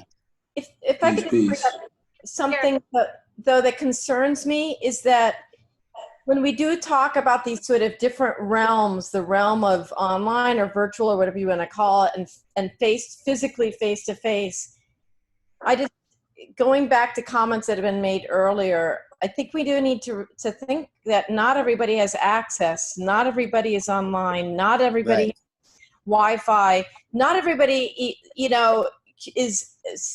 it's also the language that things are being done in. So that, if you're not there in person, some folks who are used to the body language or whatever, or the encounter or being able to find somebody to talk to, if you don't know which thing to quote plug into, if you're not a member of there's so many possibilities of another sort of aspect of segregation, which is those who are easily able to get access to these virtual places and those who do not have access to these virtual places. So I think that's yet another way that we need to be thinking about, just be concerned about that, sort of taking for granted that that's accessible to everybody when it really is not. We need to have that awareness. 35 years in that effort, and we're only getting there now. And in Pontiac, we did like $5 million, and they spent it on themselves, those who got those dollars, as opposed to opening up the opportunities for young people to become the makers of their own future. So we're making progress. Yeah, but yeah. Well, right now that what you're speaking of, Karina, is those two things, access and broadband capacity, are the two integers that are being discussed nationally right now as the solution to a number of problems. Online learning is being driven by the pandemic. And isn't it the pandemic that made that necessary, when we all knew that the equity of having that kind of capacity was something that was necessary? But it took a pandemic to make that so, which is really an interesting contrast. We got 50 years in Earth Day, and the pandemic has caused more movement on things of importance. It's certainly not near as organic as Earth Day. And this happened inside of 90 days. There's something very unique Earth Day, that's for sure. Yeah, it is. And Nasheed is connected now. We haven't heard from him yet. Are you still with us? Yeah. My internet was going in and out. we were just there's a few comments that I was looking forward to, like, at least chime in on earlier, but it's, it seems like statements or questions come up, and then like 5 or 10 minutes later, they kind of, in my opinion, it kind of gets answered or whatever. But I just wanted to contribute to the conversation, and kind of use hip hop and even my own experience as an example. You know what I mean? Because what I'm noticing during these times is like, like necessity is the mother of invention. You know what I'm saying? Like there's people that's there's people that's admitting, I haven't been on Facebook for 5 years, but I got back on to connect with my friends or to find out what was going on, And I mean, there's people on a Zoom call that's never used Zoom before. There's people that don't know how to do things. So I think, in the beginning, we kind of feel like, oh man, people don't know how to do this, and people are old, and people don't have this, and people don't have that. And at some point, somebody thinks of how to communicate with those people. At some point, somebody invents. At some point, somebody, like just in the world of hip hop, it's not just rappers and DJs. You got dancers, you got teachers, you got educators, you got people finding out how to translate whatever piece of information in their own language or their own discipline. And whether people have internet or speakers or radios or whatever, they figure out how to communicate it, deliver it to their own family, or maybe it's their own community. And I think like during these time, at least from my perspective, you know, I see a lot of people, you know, not just online, but I'm just saying like, you know, we all travel, we all know a lot of people, but I'm saying like people are starting to figure out things that they didn't even know yesterday because of necessity, whether it's online learning, whether it's how to communicate with loved ones that they can't get to physically. So I think that, you know, a couple people said on this Zoom call already, like, oh, I see it on this person's page and I share it over here. I don't know what's going on, so I know certain places to go, and you tune in, and then you find out what's going on, and you share with your children. You share with your grandmother. You know, we're sharing recipes. You know, I think like during this time, like people who weren't really concerned with their health before are forced to like learn new recipes, learn breathing techniques. Like people who already didn't trust the government or already didn't trust media are forced to find sources of information and pockets of information where they can figure out what's going on, what can we do next. You know, somebody asked about the food, how is the food distribution, you know, now or whatever. So I just wanted to speak on that and to use that as an example. Not to take up too much time, but you know, I moved to Cairo in 2007. And so since then, and even now, you know, it always kind of blew my mind that out here in the middle of the desert, like there's really no food deserts. You know what I mean? And I know being from Pontiac, Michigan, in the Detroit area, there's a lot of food deserts. You know what I mean? And we could talk about the reasons why.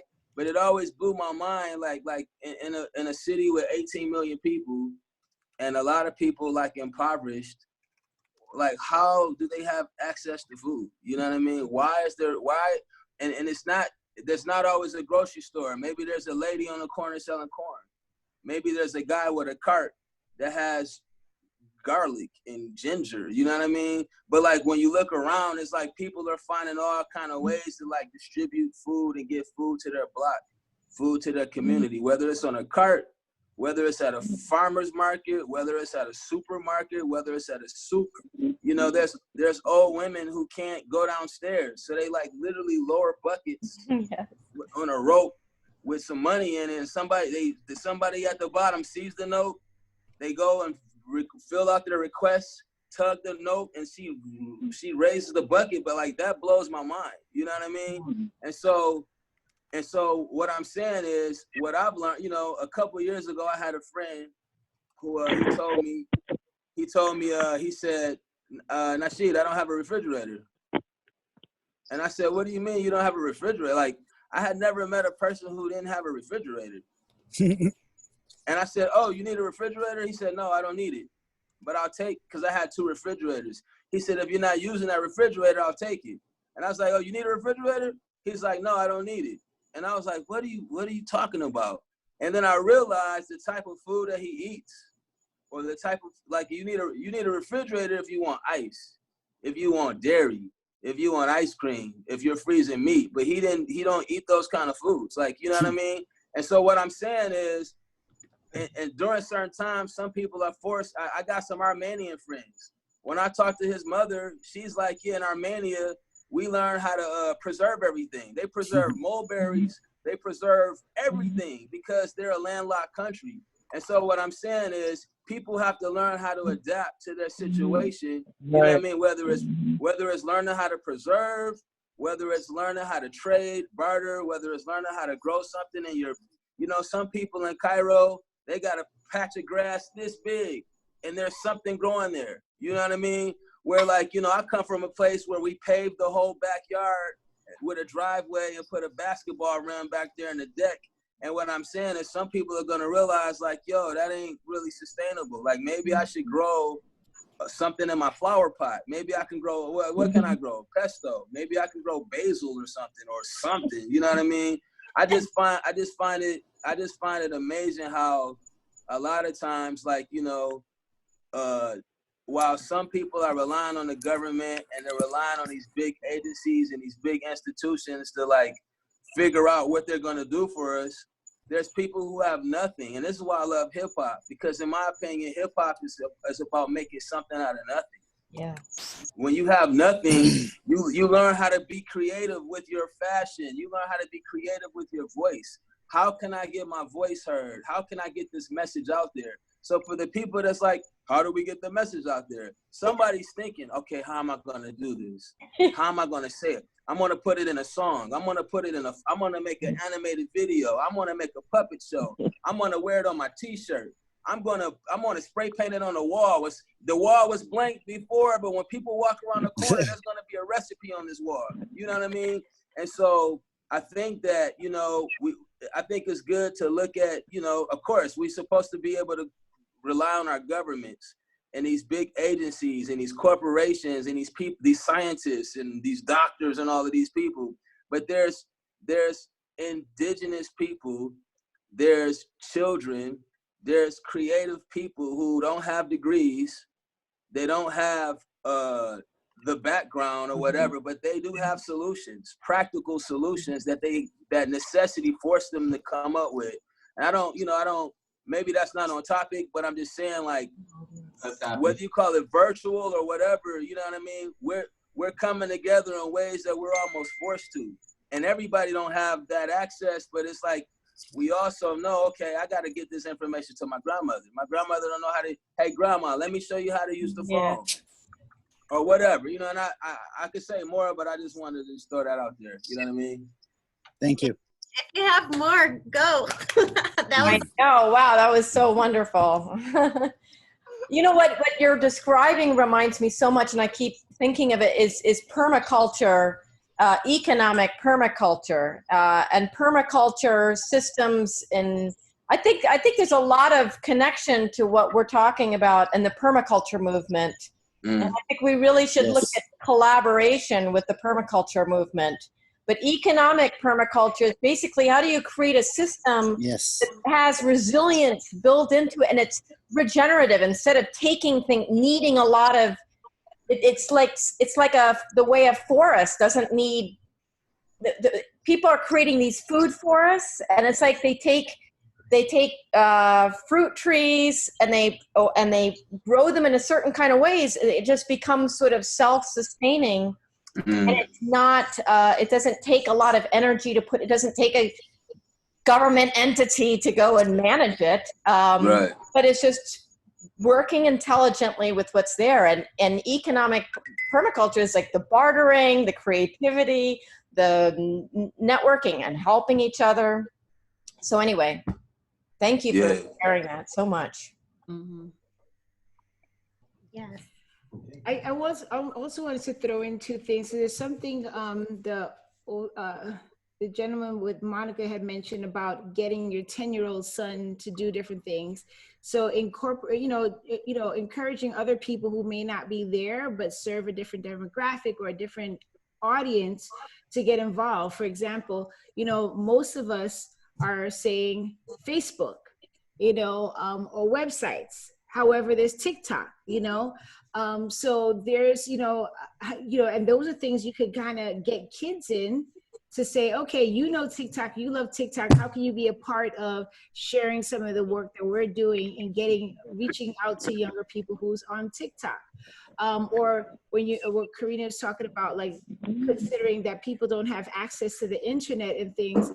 There's something that reminded me, I think it happened last year when the whole Me Too movement exploded, because these actors are now participating in it. And there was one of those galas that they go to. I don't really keep up with the TV like that, but what each of those women did is they came with someone from, a woman who is not a celebrity, but also had a story to share. So it's just like, when we are doing these types of groups or in our communities, to kind of think of who may not be there or have access, and can we kind of adopt or bring them into the fold to make sure that they're represented when things are happening at any level, to always have at least one person who's just like, their whole thing is who's not at the table, whose voice is not heard, who doesn't have access, and go find them or get ways to access. Because like, for example, if we're all on the internet, there are some people who are not on the internet, but maybe there's people who said, okay, I distribute flyers. So if you're giving them your information that you share online to those people, they could get it out to other people. So those are things I wanted to kind of like throw out there as we're doing that. And especially because like I have an 11-year-old too, and sometimes where I'm trying to get him, you know, sometimes, you know, he doesn't want to get involved with certain things, or I try to keep finding something that maybe he'll get active, or maybe that he might want to incorporate something because it sounds fun, but it's also something that's helpful and conscious, and he might not pick it up right now, but at some moment he might be like, turn around and say, oh, I want to contribute, I want to do that, or oh, I could do that in this platform, because there's a ton of those things. So just want to throw that out there. Hey, I want to jump in for a minute and first say hi, Marie Huntley, Miss Peaches, my good friend from Colorado. How's it going out there, Peaches? Hello. Good to see you. Happy birthday. Thank you. Yesterday. And happy birthday, everybody whose birthday it is, too. Thanks. So there's been a lot of, we're talking about place. There's been a lot of talk about the digital space. And I think that what we're doing with the live streaming and gathering, the artistic side, you know, gosh, I'm in every musician's kitchen or living room or home studio. You know, I'm hanging out with James Taylor or Nora Jones or you know, they're all, you know, and they're like, you know, basically in their underwear, just like I am, you know, going, hey, come on into my kitchen, hang out, you know, rap stars, it doesn't matter, whoever you like in music, they're connecting this way. The thing I'm wanting to point out is that in the upcoming months, our public spaces are going to begin to reopen, but space will be limited. In restaurants, seating, we already understand in our community, when they begin to open, they're going to be limited to half their capacity. A guy tried to serve 2 people in Miami yesterday. He tried to seat them in the outdoor takeout area, and he got bombarded in the social media. He's been shamed to death. He was serving takeout. A couple came up there waiting outside. He said, you know what? Let me just make a seat for you here. And now he's a pariah. So the thing is, it's going to be hard to get folks to come out. But then when you do get them to come out, space is going to be limited. I'll illustrate another way. There were some folks in the music industry, concert promoters on NPR, not today, yesterday. And they were talking about all the working class people that do the stagecraft, that do the rigging, that take the tickets, that make the shows go on, who are all out of work. And then they were asked, well, what does it look like coming out of this? And this promoter who works all over the country, he said, we won't do a show in 2020.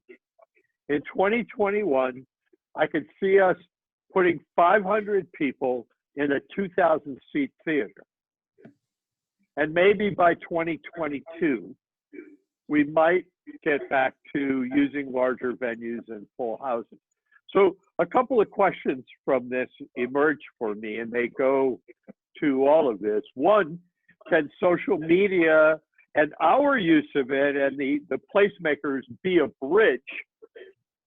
Can we create that safe bridge to get folks to come back out of their homes and enjoy public spaces by encouraging them through the means that we all know, artistic, creative, and other means? But the other question is, and already, I kind of want to preempt, I know, our equity discussion by saying when there's 500 seats available in a 2,000 seat theater, who's going to get them? Exactly. And so, but if that's the case, then can some equity be restored by doing complimentary live streams at free or reduced cost? That still doesn't answer the access to the internet problem, but it takes it down one more layer. That internet access thing. And I wish Tara Chadwick had joined us because she's suffering this with her homeschooling her kids right now. First, hey, all you South Florida families that put your kids in the third largest school system in the country, first, we're closed. Second, we're going online. Third, get a computer. And, come and stand in line, and if you're the first 300 to get a computer. So I see this as limited access coming forward. Sorry for the blunt illustration. But these, I think that we're going to need to use our social media skills to help counteract some of what could turn out to be exclusivity instead of inclusivity. Pour me some. I just want to add there too, it also widens that gap, right? Because like, for example, with school, I work for myself, so I was able to go online. I mean, not online, go and stand on this line, which I was like, this is crazy. We're not even supposed to be in groups. And here is a line wrapping around. I'm thinking I'm coming a half an hour early. There was still a line. But someone like my sister, she's like, well, I work. So you have people who are essential workers or who, they can't get to the school to get the laptop for their kids because it's during certain hours where, how are you going to get there if you have to go to work? There are some people that are home who had jobs, but, or work from home or have more of a flexible schedule, but there's a lot of people that don't, my sister works for Shipt. It's not no big job, but she is just like, I had to really push her to figure out, and we had to figure out a time that she could go and get that. And how many parents are in that situation where they don't have the luxury of maybe having a second parent that could go and stand in that line, but they need a laptop for their kid. So now they're without a laptop before they even get to, I don't have Wi-Fi. Exactly. Right. So let's get them laptops as soon as possible, whoever doesn't have them. Can that be like one of our first projects? But it's not that easy. I teach at FI, or at least I did because the semester's over, but my students at FIU, they talk about, they live in apartments that are crowded with family members, and it's not even easy for them to get online because they have to like find a little space in the apartment to get online to take the class. And then there might be multiple people all trying to get access onto internet. So there are some things, it's not just Wi-Fi and it's not just laptop, it's also the physical conditions that people are living in when they access. Okay, I just want to say something about, I would not have been able to do what I'm doing. I wouldn't be here right now if it wasn't for the fact that I had 2 telephones. So if you want to talk about access, I'm using my old telephone with a connection, and I don't need a Wi-Fi connection. And I have, for my program, spoken to both I've spoken to the Apple store and the T-Mobile store. And I would imagine that at least temporarily, if they're going to work with me on my program, that we could get like at least in a temporary time, get some free Wi-Fi locally from our store, potentially for at least for my program or for whatever other programs there are.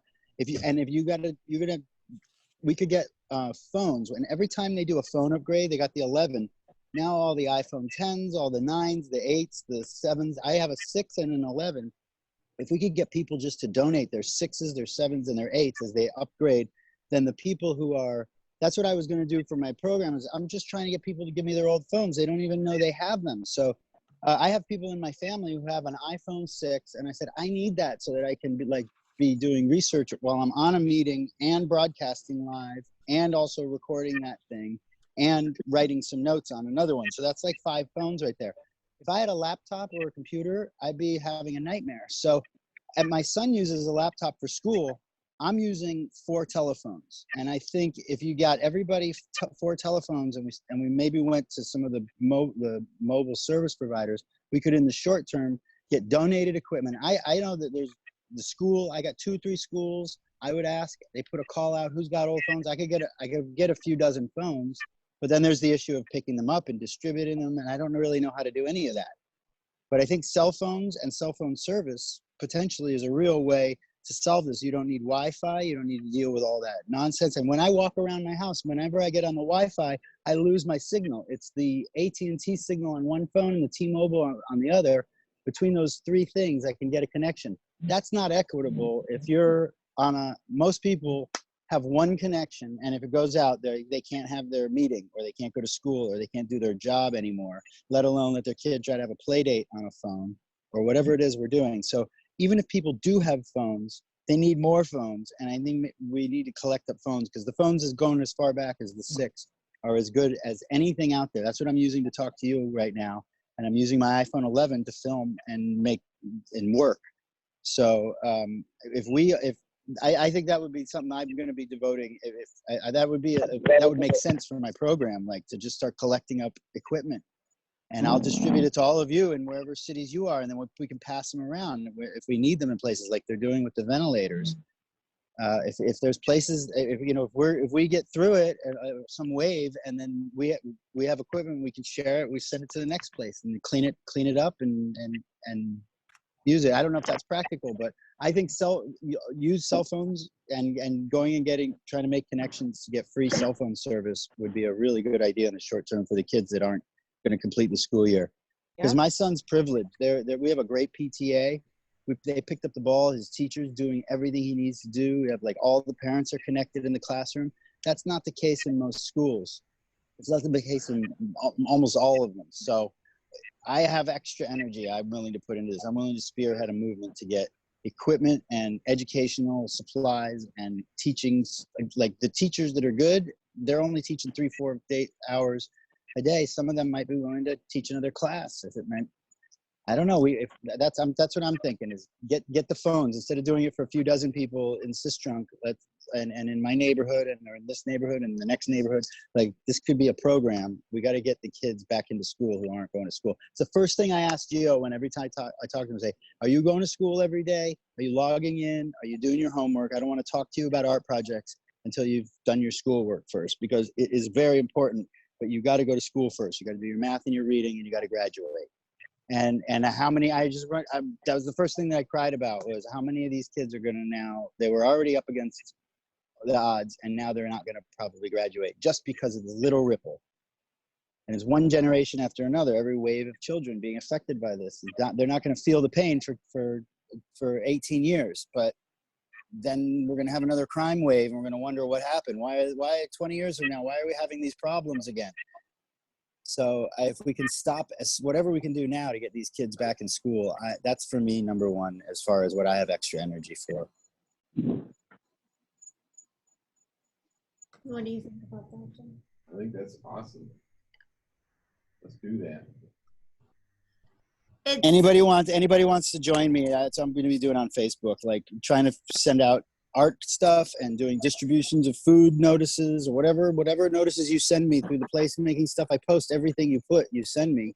And I don't really have an audience, but I know some of my audience has audience. So let them send it out to their friends of friends. I think that's what we need to do. And earlier, I'm trying to remember who Nasheed, right? Nasheed, is that your name? Yeah, that's it. Yeah, you were just saying how some people will do it and some people take care of it for other people, and I think that's just the way it is. If people can't talk on the phone, or they're despondent, or they're depressed, someone else is gonna have to do it for them for now, and we could just and we just got to get the kids back in school whatever way possible. Every artist I know would be part of this. So I'm gonna put out, this is it, put out a call for cell phones, whatever cell phone we can get out, and then we'll figure out how to network them up. Speaking of which, like the sis said earlier, I live in Cairo. During the daytime, people go to work and stuff like that. So the internet's super fast because nobody's home. But me and my kids, they homeschool. So we're home, the internet's super fast. But like right now, it's like 2 and 3 in the morning. Everybody's home, everybody's online at the same time. And the internet, you know, my signal's going in and out, you know what I mean?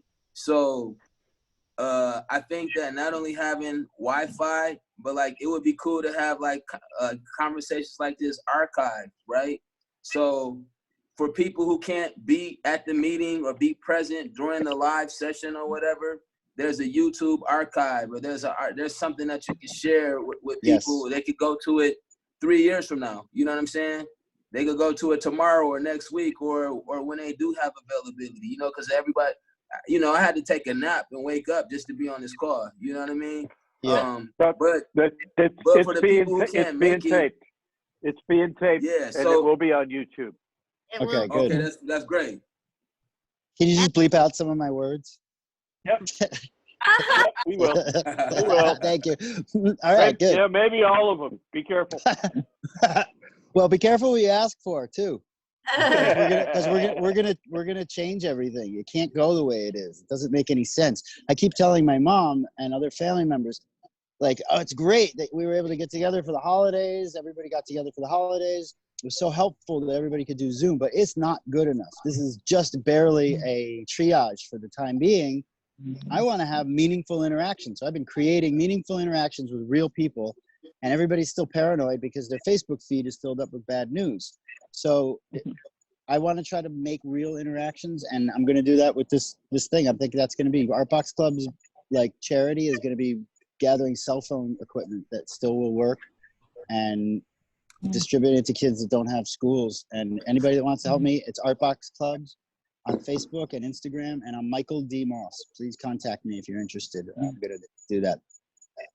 I just wanted to add, Michael, and then anybody who might be interested, because I know sometimes I hear this where, you know, when you're on Facebook and people are like, oh, I don't want to hear about this, you know, the politics of this, or whatever that subject matter that is just so frustrating.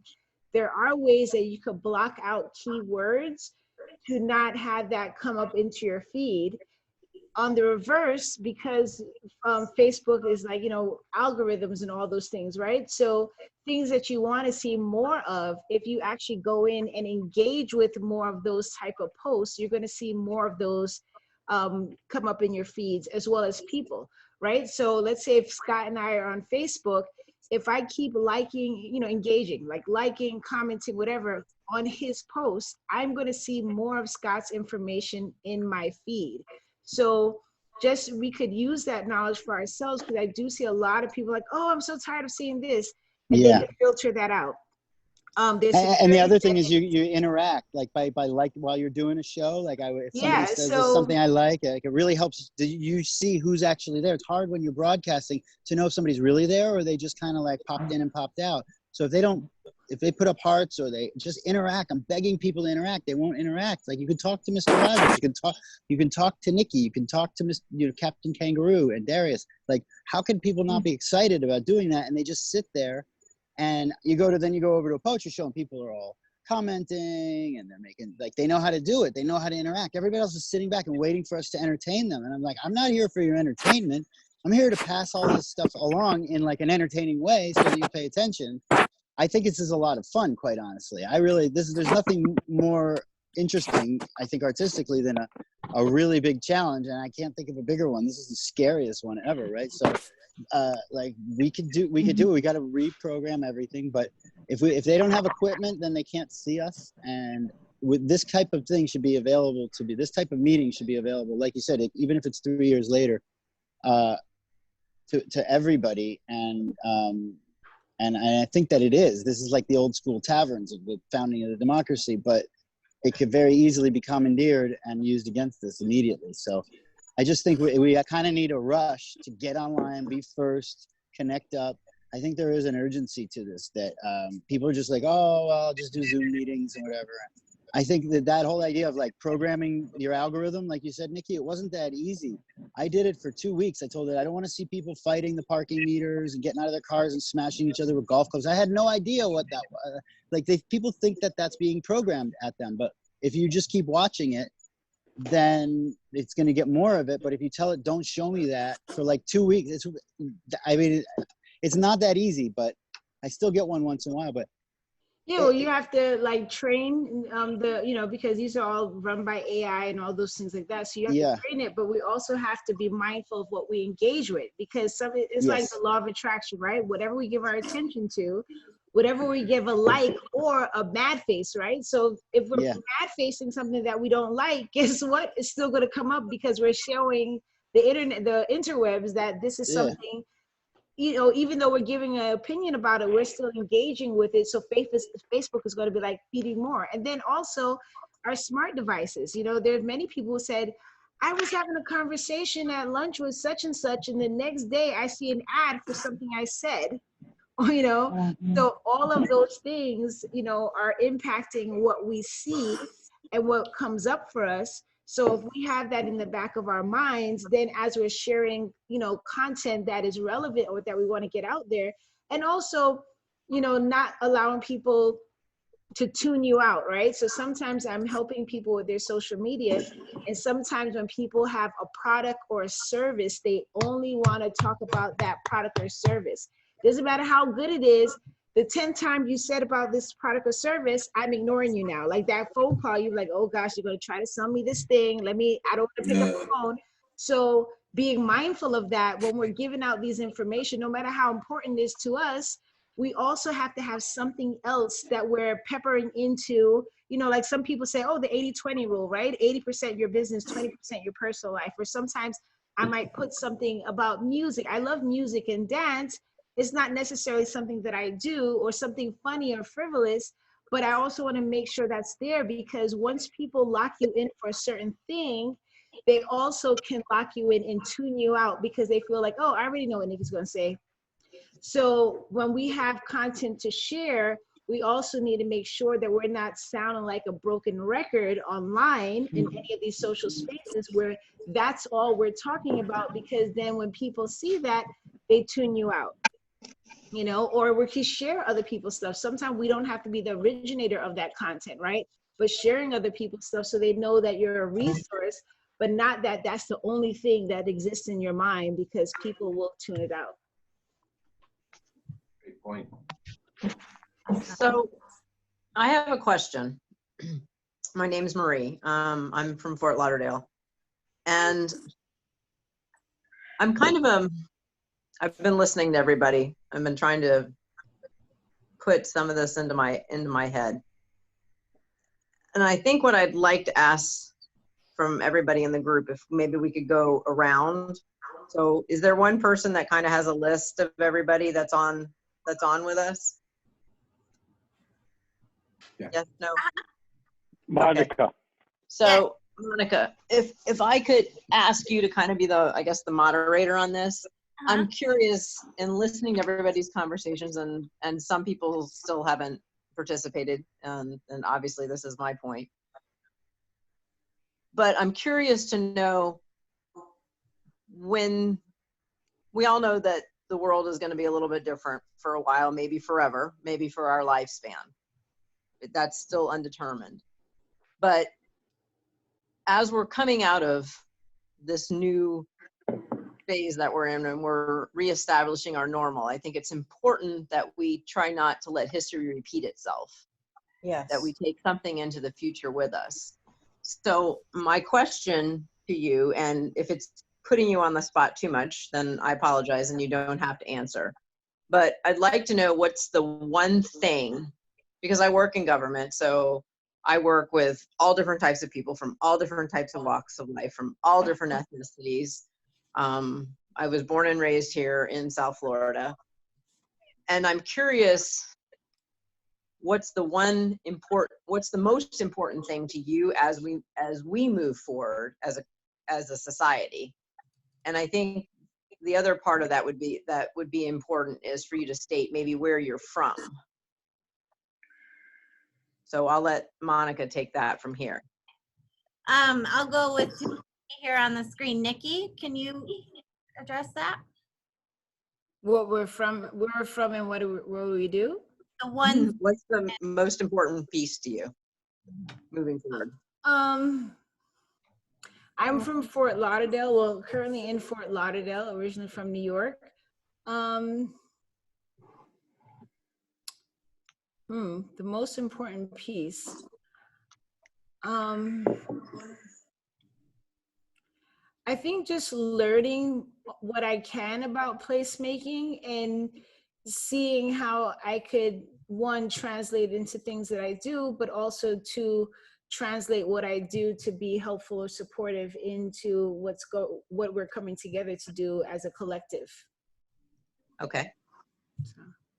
There's no right or wrong. Yeah. Anyone else? I think it has to be a progressive outcome as opposed to a regressive outcome. And where are you from?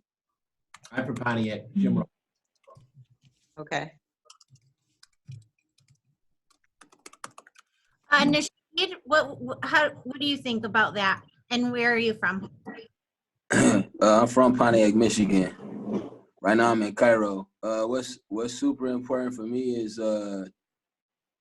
is information, you know, and not just for myself, but because what I'm realizing is that a lot of people they don't know who to trust. They don't know where to get, whether it's information about funding, whether it's information about unemployment, whether it's should I go outside, whether it's health, whether it's whatever it is. I think people just want truth and they want information. So it's important for me to connect with, not just like minds, but just like sources of information and truth. And then how do I absorb that for myself and then share it with as many people that I know, because I know a lot of people that connect as well. So, for me, information is important.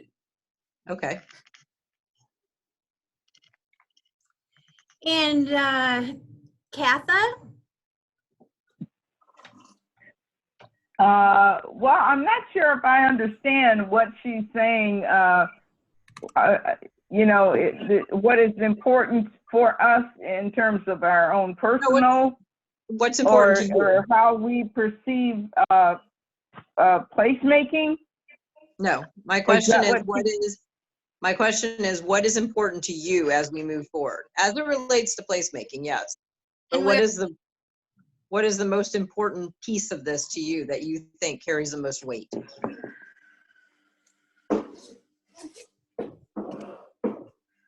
That I think carries the most weight. It could be food distribution. It could be information. It could be building equity within the community. Mm-hmm. Could be access to recreational space. Yeah. I'm not sure. I think to me it's being useful and being able to listen and to understand what the signals are that are coming from the community, from the needs of the people around us, that we're listening carefully. And I think, if we listen, we will understand what we need to do, but we need to listen. And we don't really know how this thing is going to work its way out. So, whether we say it's going to be 2021, 2022, I think that's a little premature. But I think that we are going to see some new normals. And I think right now it's very important for us to listen to each other and to try to understand how to go forward. So we need to listen to God.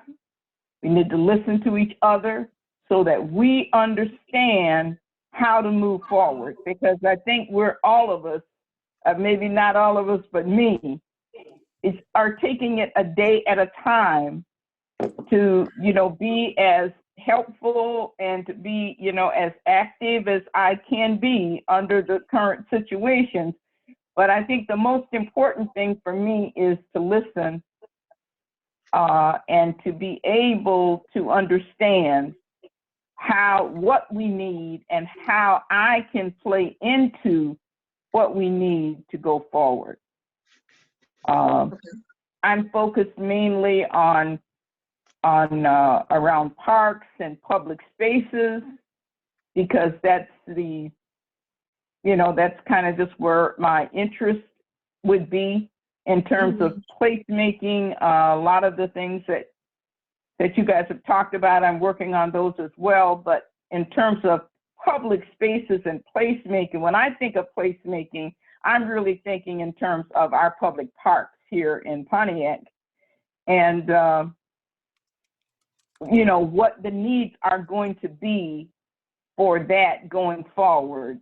Given the social interaction and the things, just the considerations that we have facing us.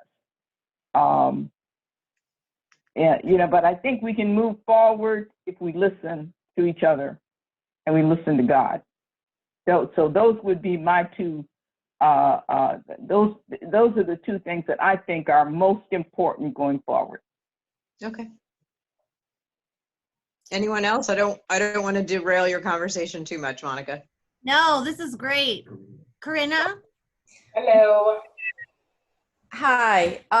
Well, I live in Little Havana, and I moved there from DC, and I grew up in Massachusetts. So I never know how to answer that question, where are you from? But I'm an educator. I use, my walking tours as part of the way that I educate, but my commitment moving forward is very much around racial equity. And I care very much about the environment and sustainability and resilience. But I think that if you look historically, a lot of the damage that has been done to the environment can be connected to racial inequity. It's connected. And if you also look back historically and you see what's happened after epidemics, you understand that the racism now being directed towards Asian folks is nothing new. Those ideas were historic. And so I think this is a vital, vital time for us to think about equity. And I'm fully committed in all my work to make that my number one priority. Okay. Let's see. Who do we miss? If you want to chime in at any point, anyone, let's. Michael's still there? Scott. Hi. Yeah, and I'd love to hear from Miss Peaches. Marie? There's another Marie. Well, my piece also lies in the realm of racial equity. Being born and raised here, I've seen more than my fair share of it. And I don't think anything that we do as a culture survives when you have racial inequities. I think it transcends everything that we do, every product that we produce, every consumable that we bring to market. At least that's what I see through my lens. And I don't see I see us going down a path coming out of this that if we repeat history, we're doomed. Yep. And I'm hoping that through placemaking efforts and through initiatives and really it's probably going to take another type of movement. I'm not sure exactly how to define that. I'm reading a couple books on it now, trying to wrap my head around it. But I do believe that we're at a nexus in how we, as a culture and as a society, on how we move forward with it. And for me, that is my main focus on how do we come out of this pandemic and move forward. And I see a very strong opportunity here locally to not repeat the same errors and find a way to collaborate more and to be inclusive and to just move forward in a more humane way. If that makes any sense. It does to me. So. Yeah, a lot. How about you have a Marie in my screen? There's another Marie sitting next to you. Oh, okay. And I wanted to hear from both of you, so this is great. Hello, can you all hear me? Yeah. Okay, cool. So I'm Marie, or Miss Peaches, and I'm originally from Fort Lauderdale, Six Trunk area, and I'm now living in yeah. I'm in Colorado now, but personally, I agree with a lot of the ideas and things that have been said, but I believe that our voices are going to make a big difference moving on, because and our transparency, and not only that, the examples we set as well, for the communities that we serve. The reason why I would say the reason why a lot of people are not in tune or involved with a lot of the things that's going on, such as there should be a whole lot of people when it comes to placemaking and progressive moves and the movements and grassroots, is because overall they just don't really, they're not really educated. And right now with this pandemic, you hear so many different stories and reasons why this is happening. People are sending so much stuff to your messenger on Facebook about this story and that story, and people are just believing whatever they want to hear. No one is really, going to research and get the facts. It's like we live in this world. If you say it, that's what it is, and if you do that, then I guess it'll be done. But when it comes to the communities that we serve, even here in Colorado, is very progressive. Folks here, it's like collaboration is key here, because they want to make sure that no one is left out. They want to make sure that everybody gets a chance at the same information. And when we're not transparent and we don't speak up about the different movements and things that are going on, people they become lost. And what I mean by lost is they become that type of person that will just spit information out to the rest of the gang, and the rest of the gang, everybody has the same idea about this particular issue, and those are not even the facts. So I think transparency, using our voices a little bit more, and then exampleship, teaching our youth how to be more progressive as well, because right now with what's going on, our children are being, and even before this pandemic, our children are the ones who are suffering most, because they're coming up in families, especially in low poverty and stricken communities. They're coming up in families where the parents are not necessarily educated. So being that they're not educated, they don't know how to teach their children. So the children are going to go out and they're going to trust the information they're getting from the teacher, from the mentor, from the counselor, from the police. They got all this information going in. So now what do we do with it? So I think moving forward, we just need to be more transparent, not just in our homes, but definitely in our communities and with each other, so that we can understand where we're coming from. That way we know where we're going. Wow. Hey, Aurelie. Yeah. Aurelie, did you have anything you wanted to? I know she. Well, Yeah, sure. And it's so good to hear Miss Peaches too. Is it cold in Colorado? Yeah. But yeah. Oh yeah. So I am Aurelie again. In Fort Lauderdale by way of Mexico. I call myself a Mexican Floridian because I went from Mexico to Florida and I haven't lived anywhere else in the United States. And Florida has its uniqueness that I has embraced me, and I've embraced it. I, if anything, I work in public health, as Scott mentioned, but I come from a organizing background here in South Florida, and I feel like for me, the one thing of placemaking, or the element of future building, is food. Food has been something that I've always been very interested in. For me, it's also had kind of like, I'm gonna use analogies. I tend to be, because food is my thing, and Mother Nature and it's Earth Day.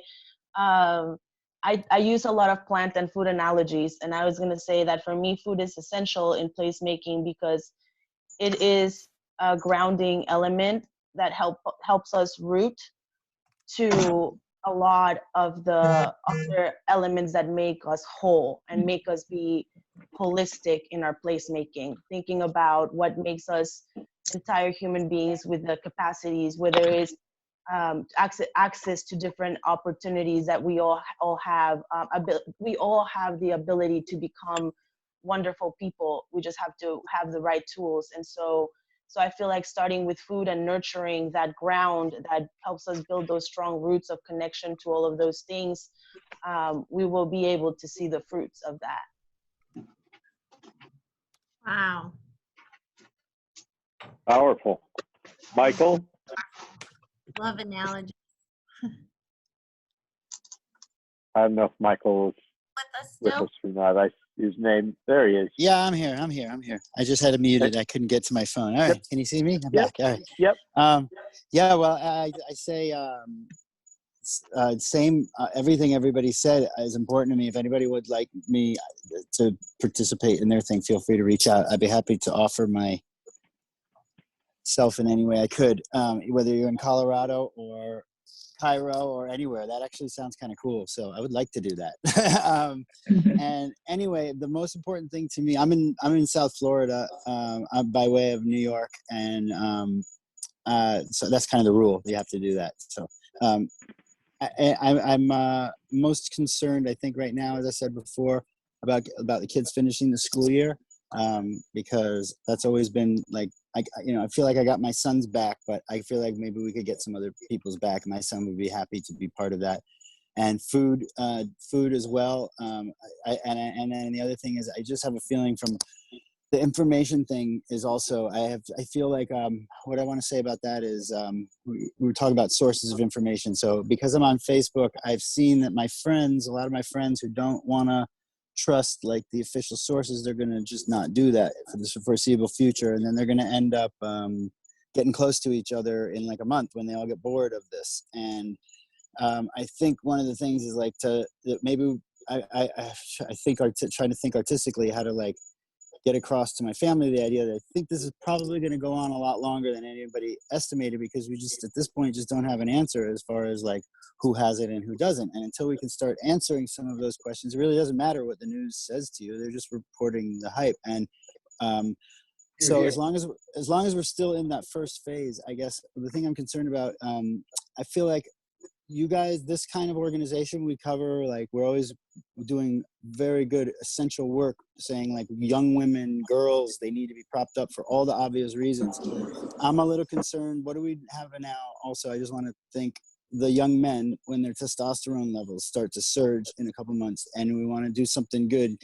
They used to sign up for the military and send them off to war or whatever. So we have a rallying cry. We've got a JFK situation here, right? Of ask not what you can do for your country. And I'm just concerned what happens with all that pent up energy of our young men. And if we're constantly saying, only, and I'm not saying like, let's not do the girls stuff. I'm saying 100%, 1,000,000%, like that's long overdue. It should continue to drive the thing. But from that same energy, let's carry the boys along and see what we can do to have them not foster their anger and their negative energies and have them go, because then they'll just go find their friends. We know what they'll do. We know what we do. We go find people who are safe to be with. And if we make them feel safe now, then we can stop, I think, it's the residual, the next waves, the secondary, tertiary extraordinary, whatever it is, effects of this. And I just see like young men who live alone or single, whatever, they feel they don't have an obligation to put on a mask or distance. They just, when you don't have any connection, you know, you're free, you don't want to be told what to do. And it's not just men, women are that way as well. So I just, I think that's it. The two things is getting the kids to finish the school year and sort of mitigating like a violence outbreak or some potential riot like 9-10 months down the line, when people are being told that some of them can work and some can't, and you can go home but you can't, and all this inequity stuff's going to really start to hurt in a few months. And if we know it's going to hurt, we're like, maybe we could do something about it in advance, you know. That's what Scott's taught me, so that's what I'm thinking about. Great point. Wow, that's Great powerful. point. Well, thanks, Michael. You know, I want to take a minute myself and say equity has been at the fore of my thoughts. It wraps around health and sustainability. Ms. Peaches and I co-created the She Lens to try and articulate how intertwined these functions are in keeping our lives together on this planet as humans. If it's not sustainable, if it's not healthy, if it's not equitable, it's not happening. But it happens every day. And so I hope, like Sandra Marie said, Marie A., that we are at a pivot point and maybe we can appreciate and some of our differences instead of arguing over them. And maybe we'll covet our public spaces and the idea of being together more rather than being apart more. And maybe we'll learn to covet the idea of inclusive instead of exclusive. Why is it so cool to be exclusive anyhow? You know, even all our leaders, all our icons, all our rock stars, all our sports stars, all our rap stars, what do they tell us it's important to be? Exclusive. To be, you got to be in the club. You got to get in somewhere nowhere else can. That's what's cool in America. And I hope that we change our values so that while that's one thing that's sort of cool, it's not the coolest thing.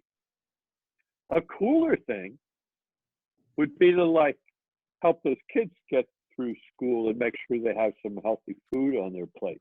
That would be, to me, cooler than being a rock star. So I hope we can reshape our values around this pivot point. And I believe that placemaking possesses a set of core values that I believe in wholeheartedly. And Katha, I want to thank you so much. I want to share with you that you kept saying it over and over again. One of the most impactful mentors in my life said to me many years ago, Scott, the most fundamental of all human needs is the need to be heard and to be understood. And you said, I want to listen and understand, and I say they're co-equals. Listening and hearing obviously are, well, like peas and carrots. You know the drill. So thank you, because we do, and that's what placemaking is. It's one of our #1 values as placemakers, is to be better listeners.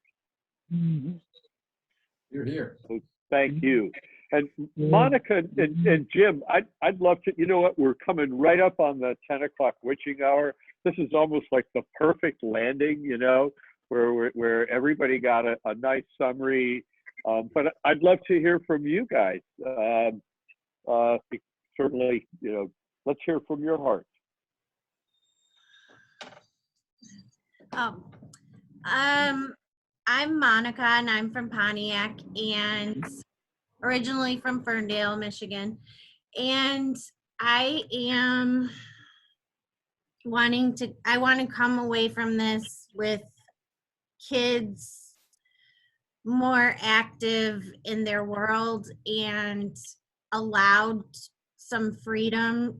I've been in the field of digital media and learning for about 10 years now. And to put my red hat on, I'm very angry right now at the school system and the just total lack of caring about digital equity for so long. And I'm hoping that this changes that and that we are able to have kids more active in their places and connected to their world. And I'm just so happy. I'm just overwhelmed with happiness at this group of people that came together and shared these ideas, and I hope that it stays connected. I'm going to be short. Margaret Mead said a handful of people, and I think we just proved it. And I would hope that we could continue this in some positive fashion and bring about something compelling that shares equally across all stratas, all age groups, all races, all opportunities, all the things that endure and make for creative, engaging, metaphorical successes. Wow. And you had to bring up Margaret Mead. and so I have to say, as we started with the story of Fred Kent being the organizer of the first Earth Day and the founder of the placemaking movement, before that he was a student of, well, Margaret Mead.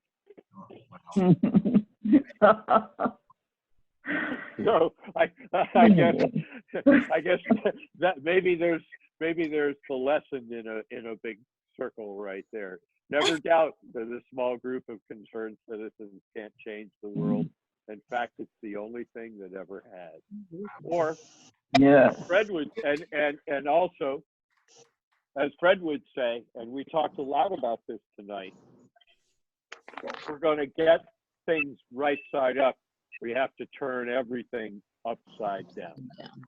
Love that. And things are not right side up. They need to be turned upside down. If we work together and we empower our communities through these ideas of place, I know it works. I'm looking at people. I'm looking at people right in the eye right now. We've made it work. We've made change, and it's gone from the kitchen table all the way up to the state legislature, and further sometimes. So it can work. But the thing is, we all want stuff to happen so quick, and these types of changes take time. You have to get old to appreciate them. Yeah. I'm just saying from a little personal experience. I think we're getting close. I do want to also one last thing. Monica and Jim, thank you. The Pontiac Holonomy Incubator stepped up. We got introduced by Ryan Smalar, the director of Placemaking US, and he said, you guys ought to talk. Well, Monica and I and Jim, we talk every other day, and they've helped us facilitate the first session. By the way, the first SoFlo session is excerpted. It's all up on YouTube. Thank you, Monica. And I know she picked out some high points from it.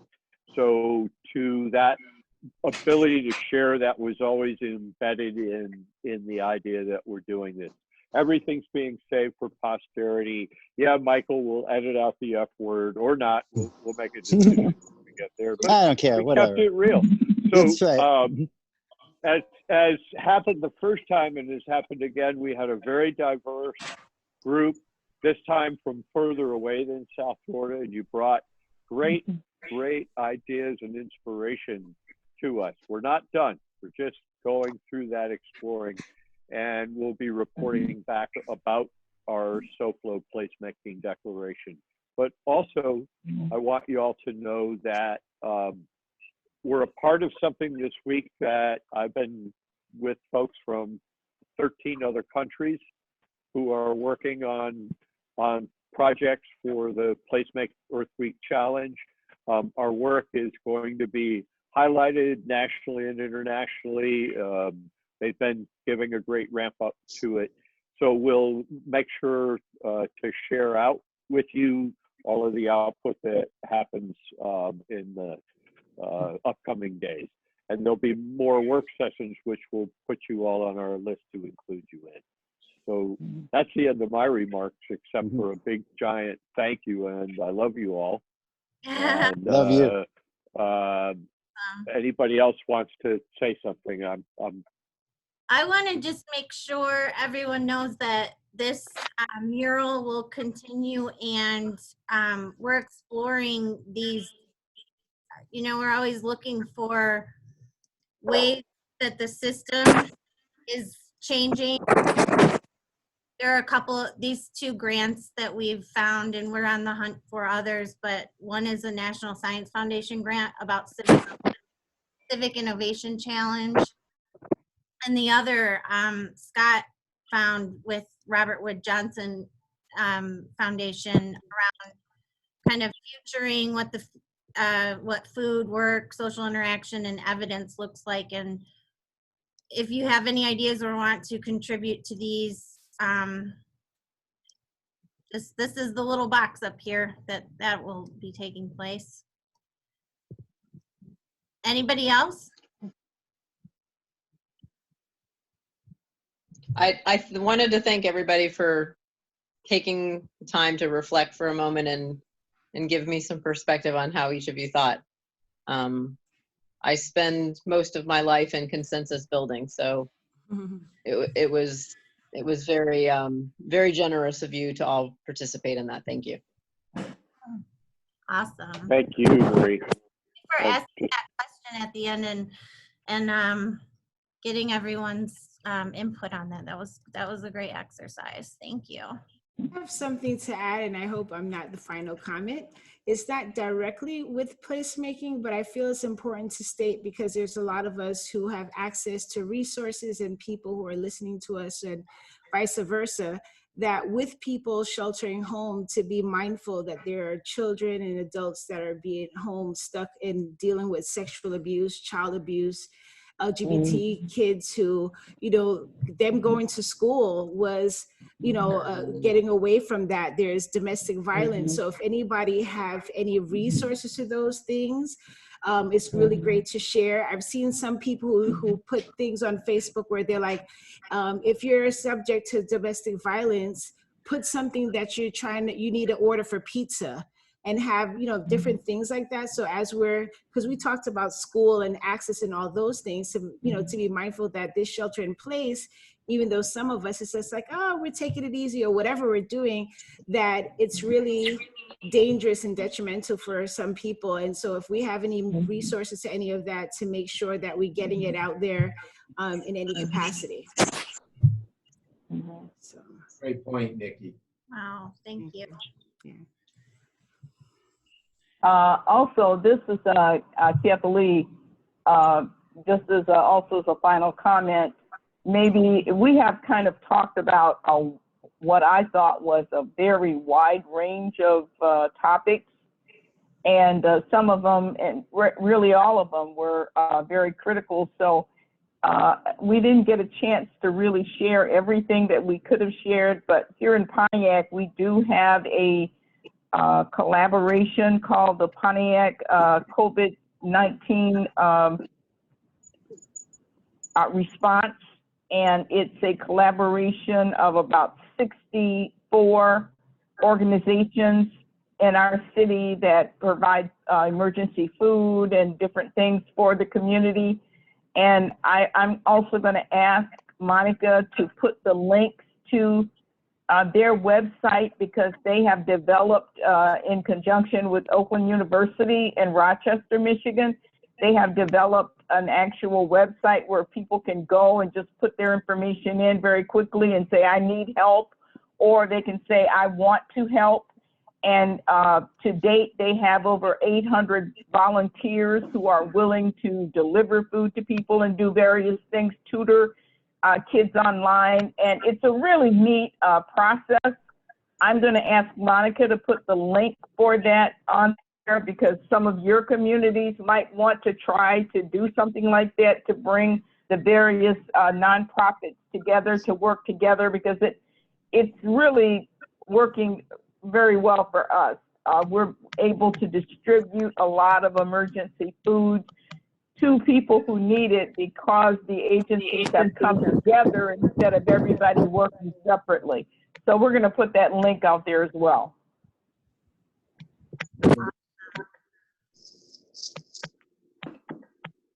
Will do. And those will be, any resources for social media is in this little box over here if anybody thinks of any after we leave, but I'll add that.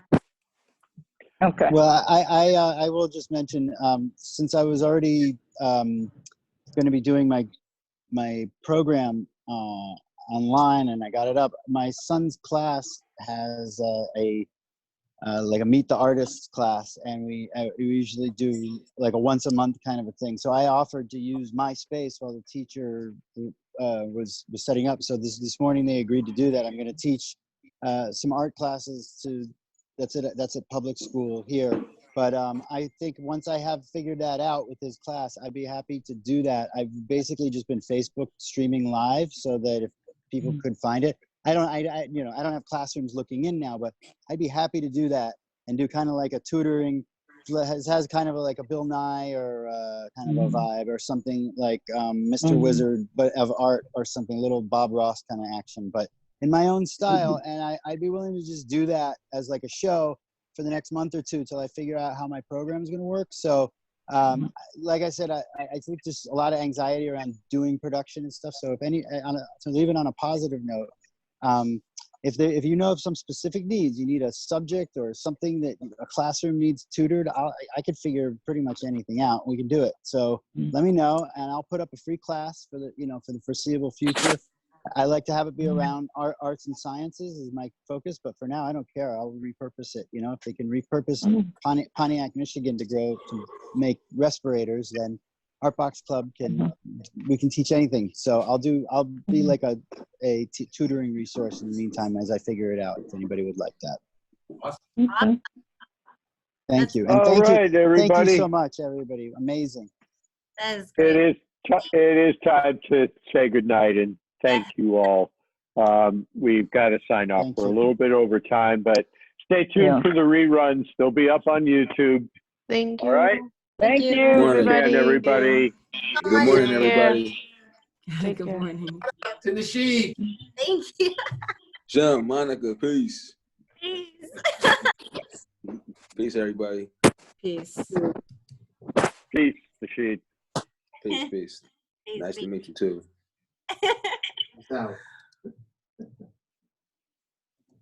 Peace and good night.